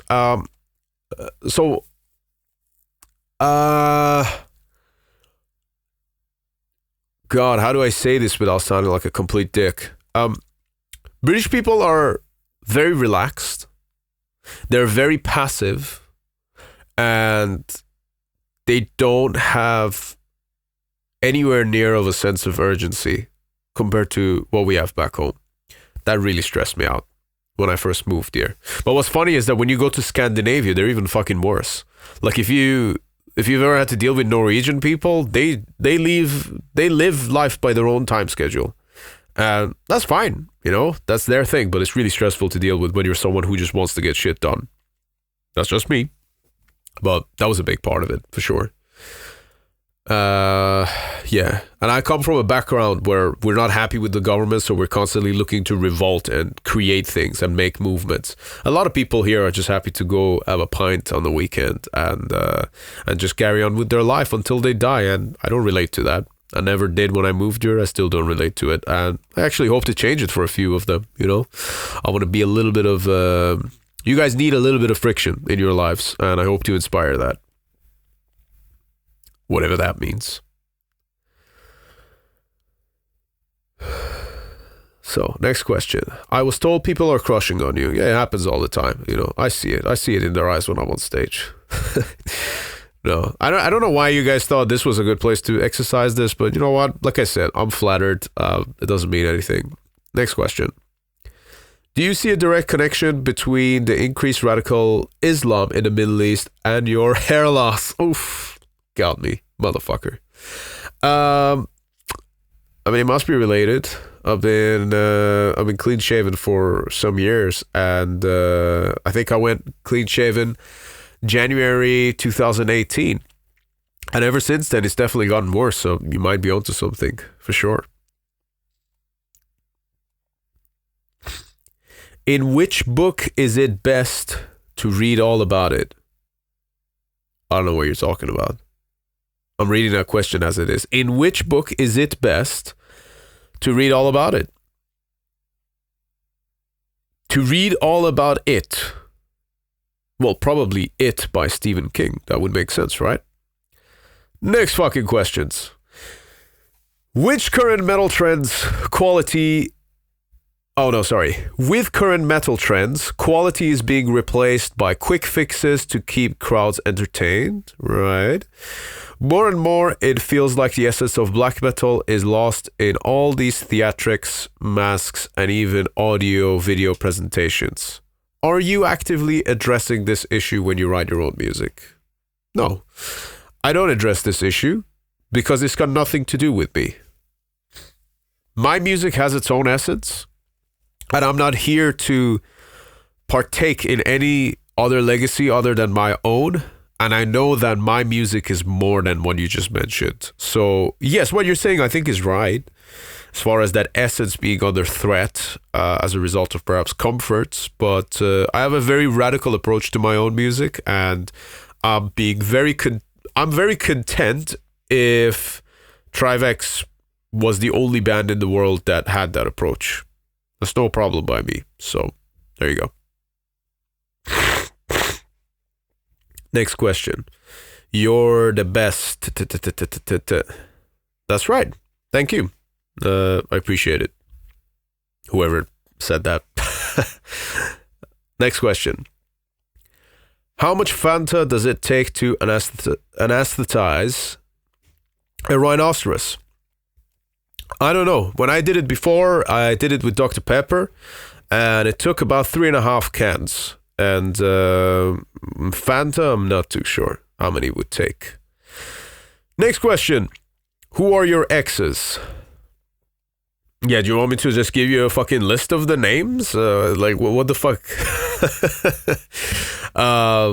Yeah, they were obviously women who I still respect, and I've got nothing bad to say about any of them. You know, they came in my life for a reason, and I went into their life for a reason too, presumably.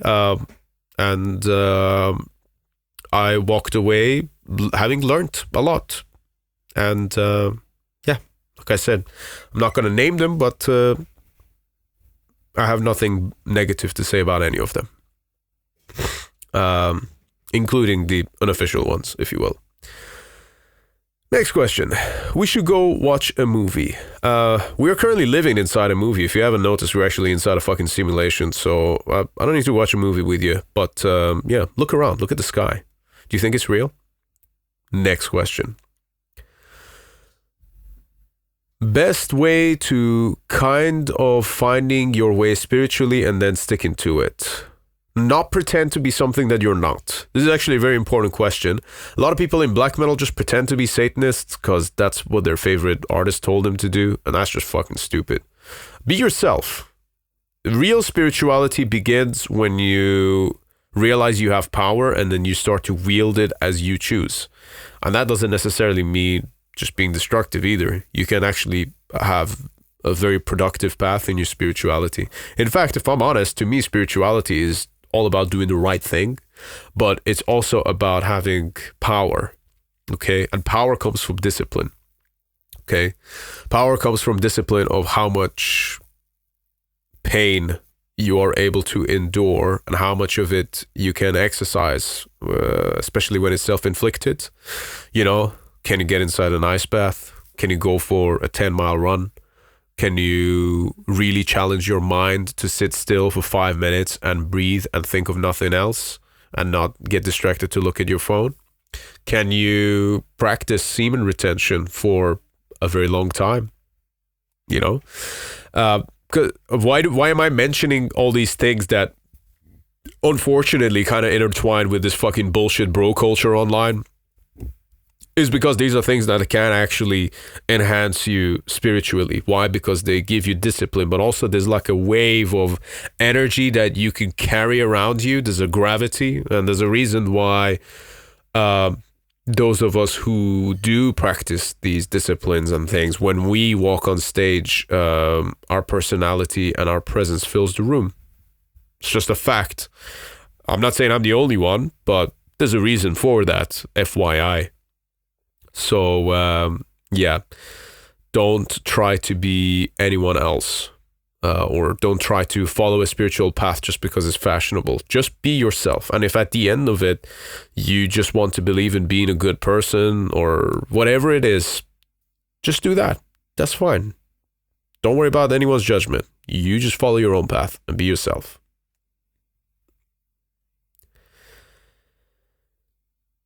Next question. Tips for newer bands. Be yourself.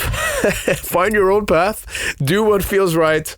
And do what makes sense to you. Exactly the same answer as my last question.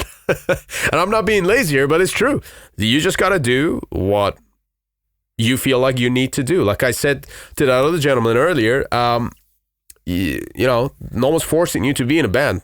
You're doing it because you have to, because you need to. So, yeah, do that. If you want, something a little bit more precise, perhaps, make sure you're selling merch. That's really important. Make sure that you are all chipping in money into one account on a, let's say, monthly basis.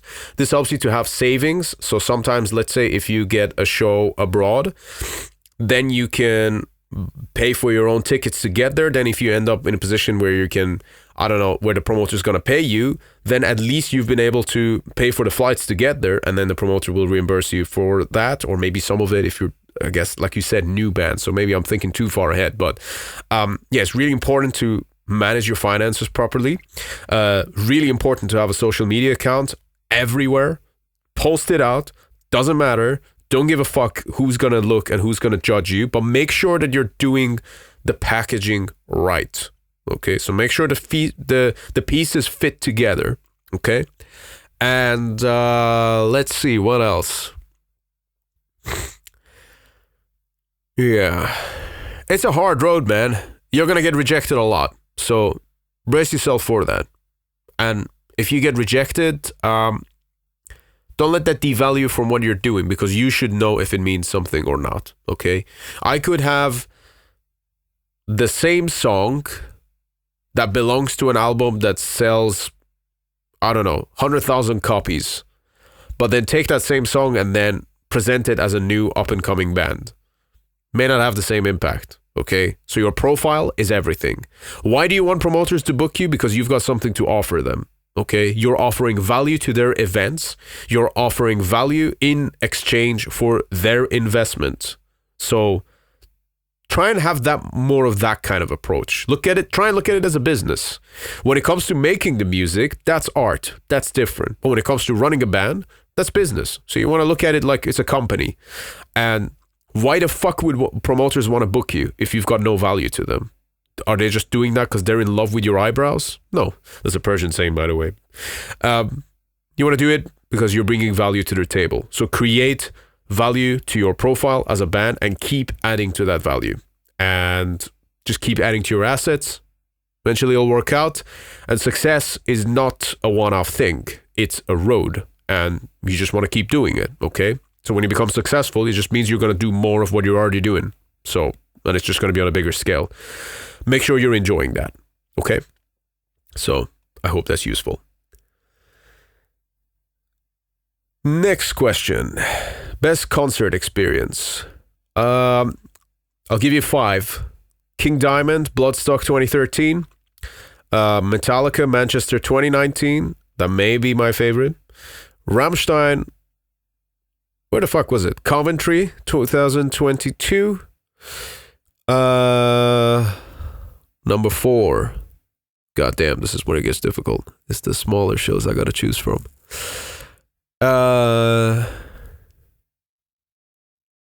No, actually. Diocletian, Bristol 2024, this year. That's because we played at a really small venue, and then I actually started a pit, and we had just played before, and I think halfway through the pit people kind of started recognizing who I was, but I was going in there with the intention of just murdering everyone, and it was amazing having that kind of a fucking mosh pit in a room that small and that packed with Diocletian on stage, and those guys started getting in the crowd as well, and it was just so much fucking fun. I absolutely loved it. So yeah, I got to mention that one. And then number 5, just because it's fresh, I don't know if that's my favorite performance of theirs, but Watain at Dalhalla in Sweden, that was good. Pretty cool setting. All right, next one.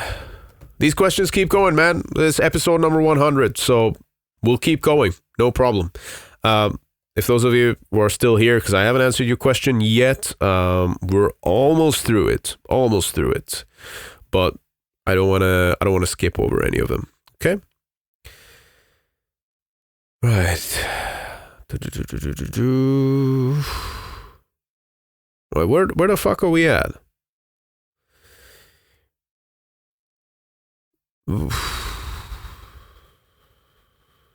Right, there we go. I found it. Any frequencies you like to meditate to? Oh, no, but I like certain types of music. I don't always meditate to music, but I absolutely love meditating to a few things. Sometimes, actually, I'm lying. Sometimes I do have binaural beats on, but not always. And I don't always like having headphones on either whilst I'm doing it. I like actually filling the space when I'm doing meditation, if I'm going to play music or some background noise. Don't know if any of you guys are familiar with the work of Ali Fakratore. He was an African gentleman from back in the day, fellow Scorpio from what I recall. And he, whatever that means, like you can take that, whatever. And he has some beautiful music, very religious sounding and very ceremonial, and I absolutely love it. I love listening to his music. I also like listening to maybe some of Klaus Schulze's stuff, just because of the way it's structured, or lack of structure, rather. I think it fits in really well in a meditative state. And I also absolutely adore the soundtrack to Lucifer Rising by Bobby Beausoleil, which was for a movie made by Kenneth Anger. I'm sure some of you are familiar with that. And Bobby, I think, made that from prison between 1970 and 1974, if I'm not mistaken. This was right after his arrest of, obviously, unfortunately, the murder of Gary Hinman. But that piece is phenomenal. The second track on Lucifer Rising, absolutely love it. I've meditated to that quite a few times. And it's just one of those albums that you play it, you light a bunch of candles, and it just fills the space with this very unique energy. And I love that energy. I think it's very powerful. So yeah, not a frequency as such, but I like those songs at least, and albums. Tips to unwind. Also tips to get out of destructive behavior. Discipline. So lifting weights, ice baths, and yeah, having a routine, so destructive behavior to me a lot of times is just a result of boredom, as unromantic and as annoying it is to admit that.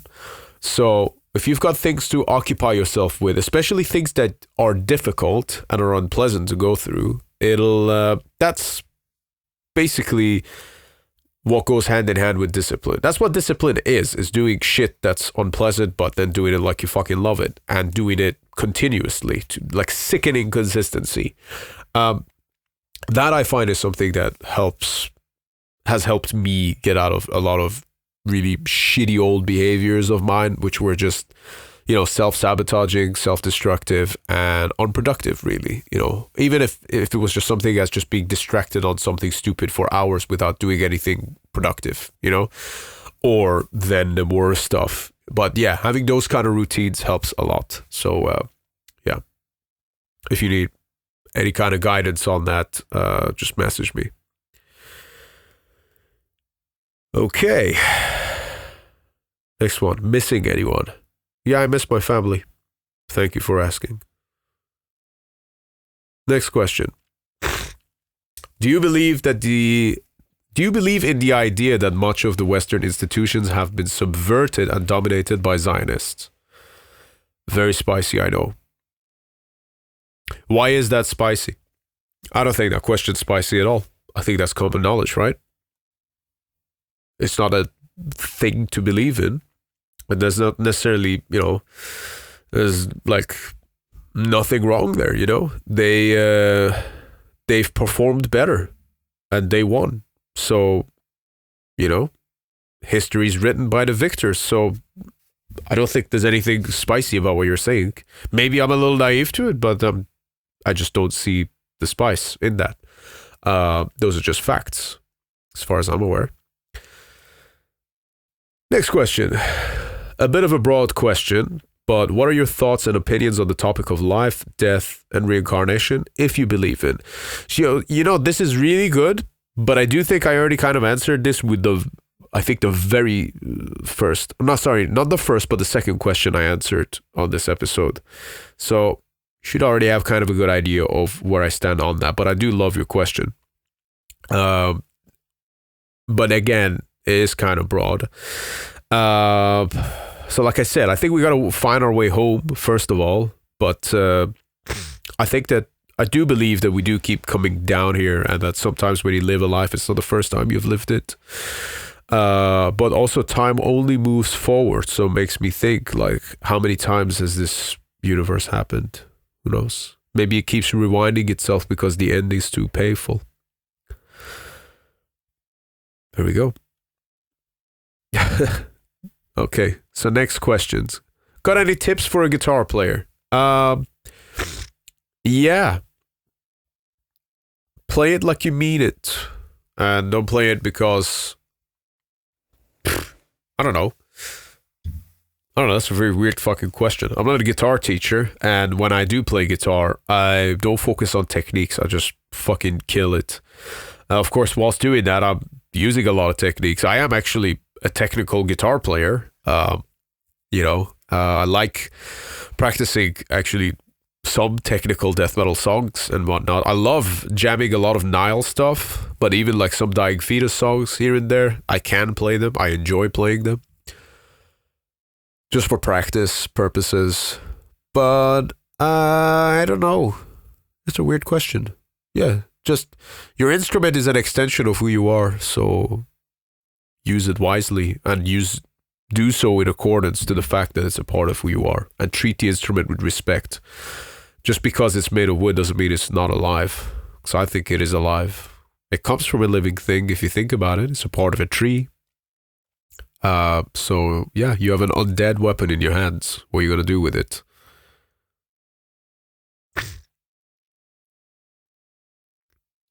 Next one. Do I manage my workout sessions intensity differently if I won't be able to hit my daily protein intake for a few months? Why wouldn't you be able to hit your daily protein intake for a few months? Are you having like a surgery that stops you from eating a certain way, or are you going to be hit with famine or something? how do you get there? Or is it like an elimination diet, maybe? Because I know some people, whether it's like to do with like celiacs or some inflammation problems, you got to do an elimination diet. And of course, I know doctors generally advise going vegan for that. You can either go vegan or carnivore, I think. Doctors obviously won't tell you to go carnivore because that's just racist. But yeah.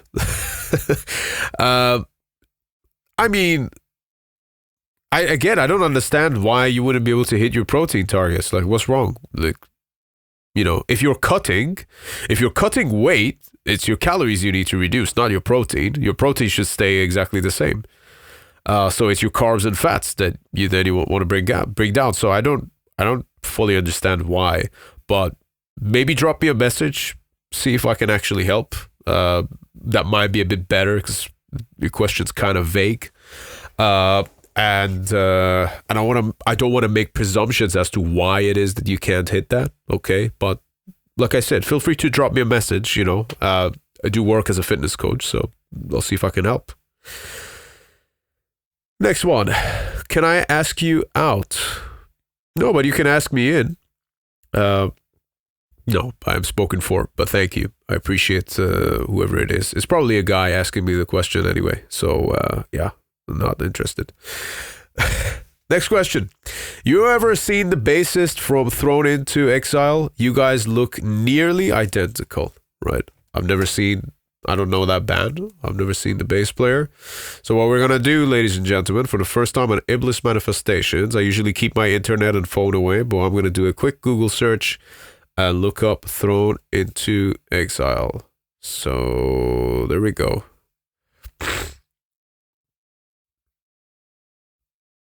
Doesn't look like my kind of genre, but let's see.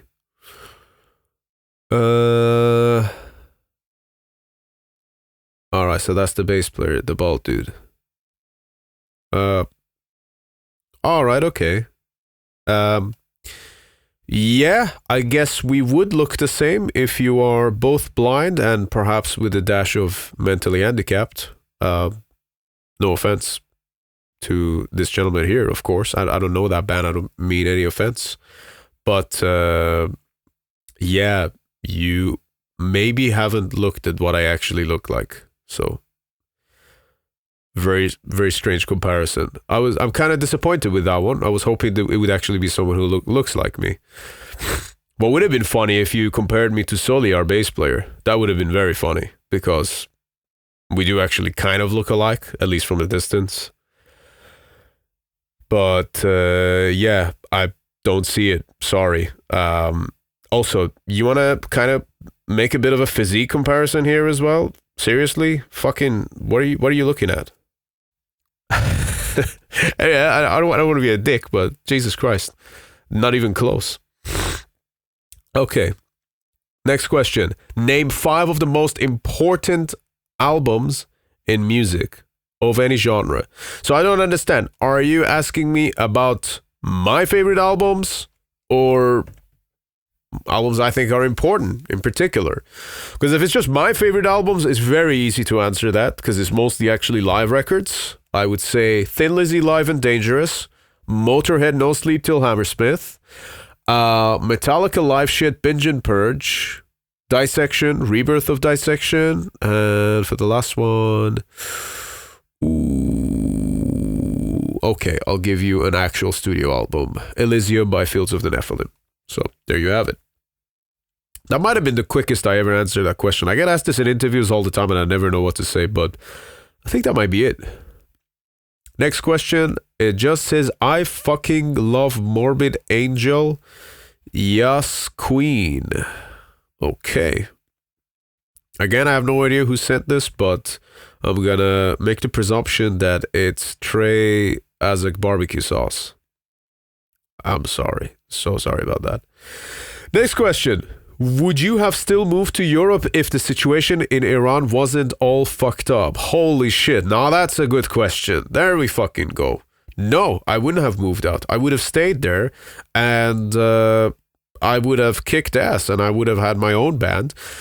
Granted, maybe it would have still had some limitations in terms of like touring and stuff, just like looking at how countries in like Eastern Europe kind of had to come up a little bit later behind everyone else, you know what I mean, with like Greek bands or like even Polish bands for like a long time. They couldn't really go out and do their thing properly, you know. It kind of took a bit of time for them, whether it was having access to equipment and all the other stuff. But from my generation, I mean, TRIVAX started in 2009. If we could actually play shows there freely, I would have never left. I would have just stayed and became the extreme metal band of Iran from Iran. But now we're the extreme metal band of Iran outside of Iran. So yeah, seems like life had different plans for me, but I do appreciate your question. And like I said, it's a very progressive country. We have access to lots of fucking great things there. It's just the Islamic part is shit. I just want to get rid of it. But other than that, it's pretty fucking decent, you know? It's obviously it's not as good now as it used to be.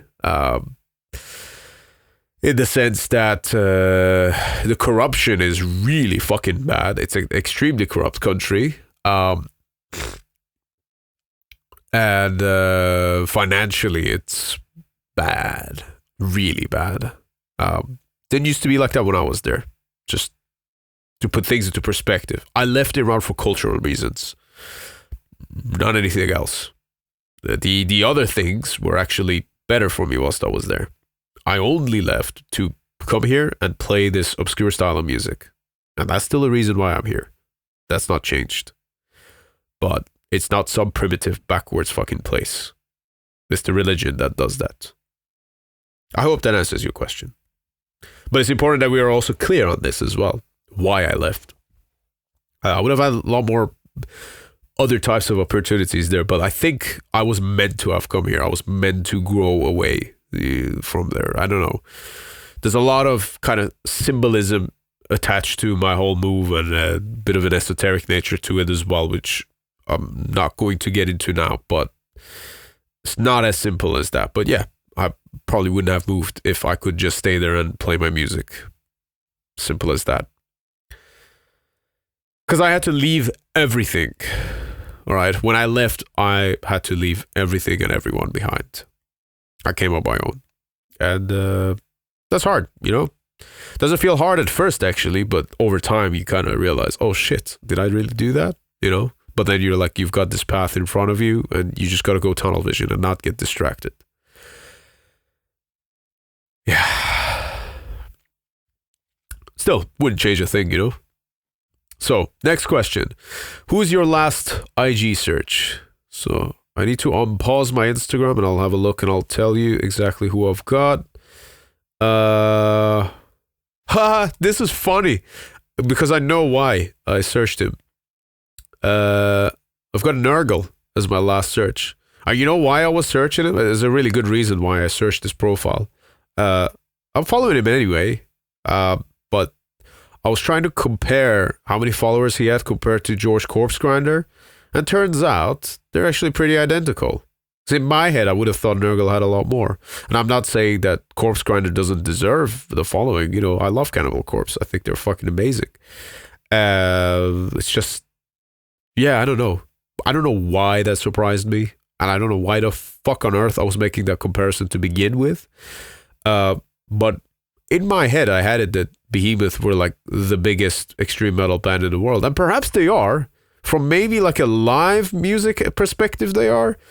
But I kind of underestimated how big Cannibal Corpse is. I must admit. And I don't mean this in a disrespectful way to either bands. I love both. I have tremendous respect for their legacies.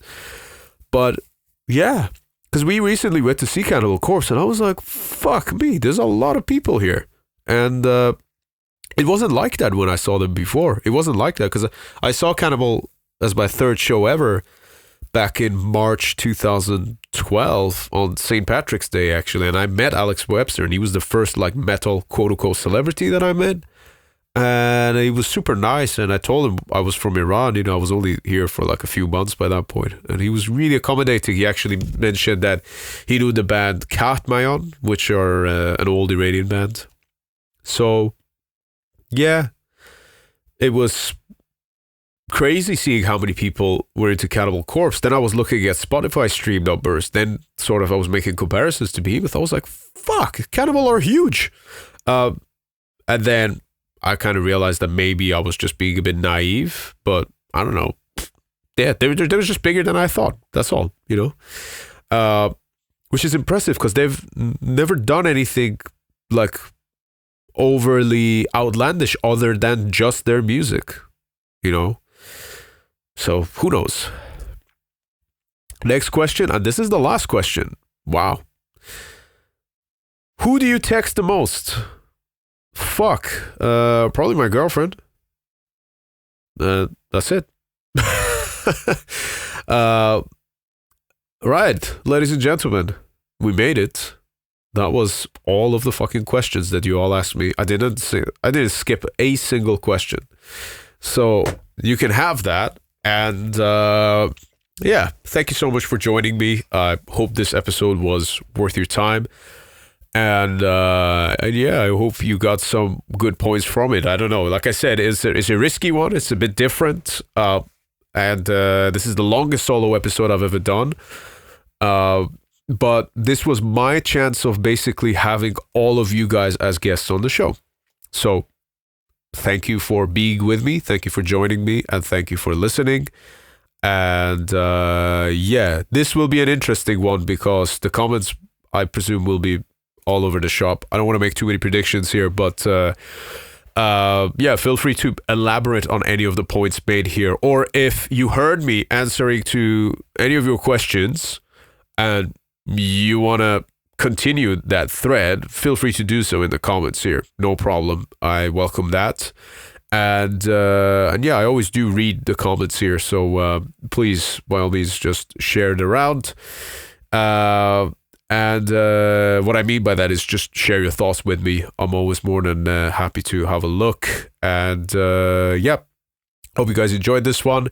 Thank you so much for supporting Iblis Manifestations, episode number 100. And yeah, special thanks to all of my friends who've accommodated me on this and all of the guests who've appeared on the podcast and all of my fellow podcasters who have supported me in this endeavor and have shared the podcast around. There's especially the horsemen of the podcasting apocalypse. I always see those guys sharing the episodes, and that means a lot, so thank you guys for that. And especially thanks to my friend Jackie Smith for giving me the idea to do the podcast. He never told me, but just by watching him do his thing, and then from going on his show, I was like, oh yeah, shit, maybe I could do this and get in front of a camera and talk. So I appreciate the encouragement, I appreciate the friendships, and thank you all for supporting Iblis Manifestations. I guess we'll see you on the next episode. I got a lot of good guest ones recorded now, so we'll see you then. Take care, guys.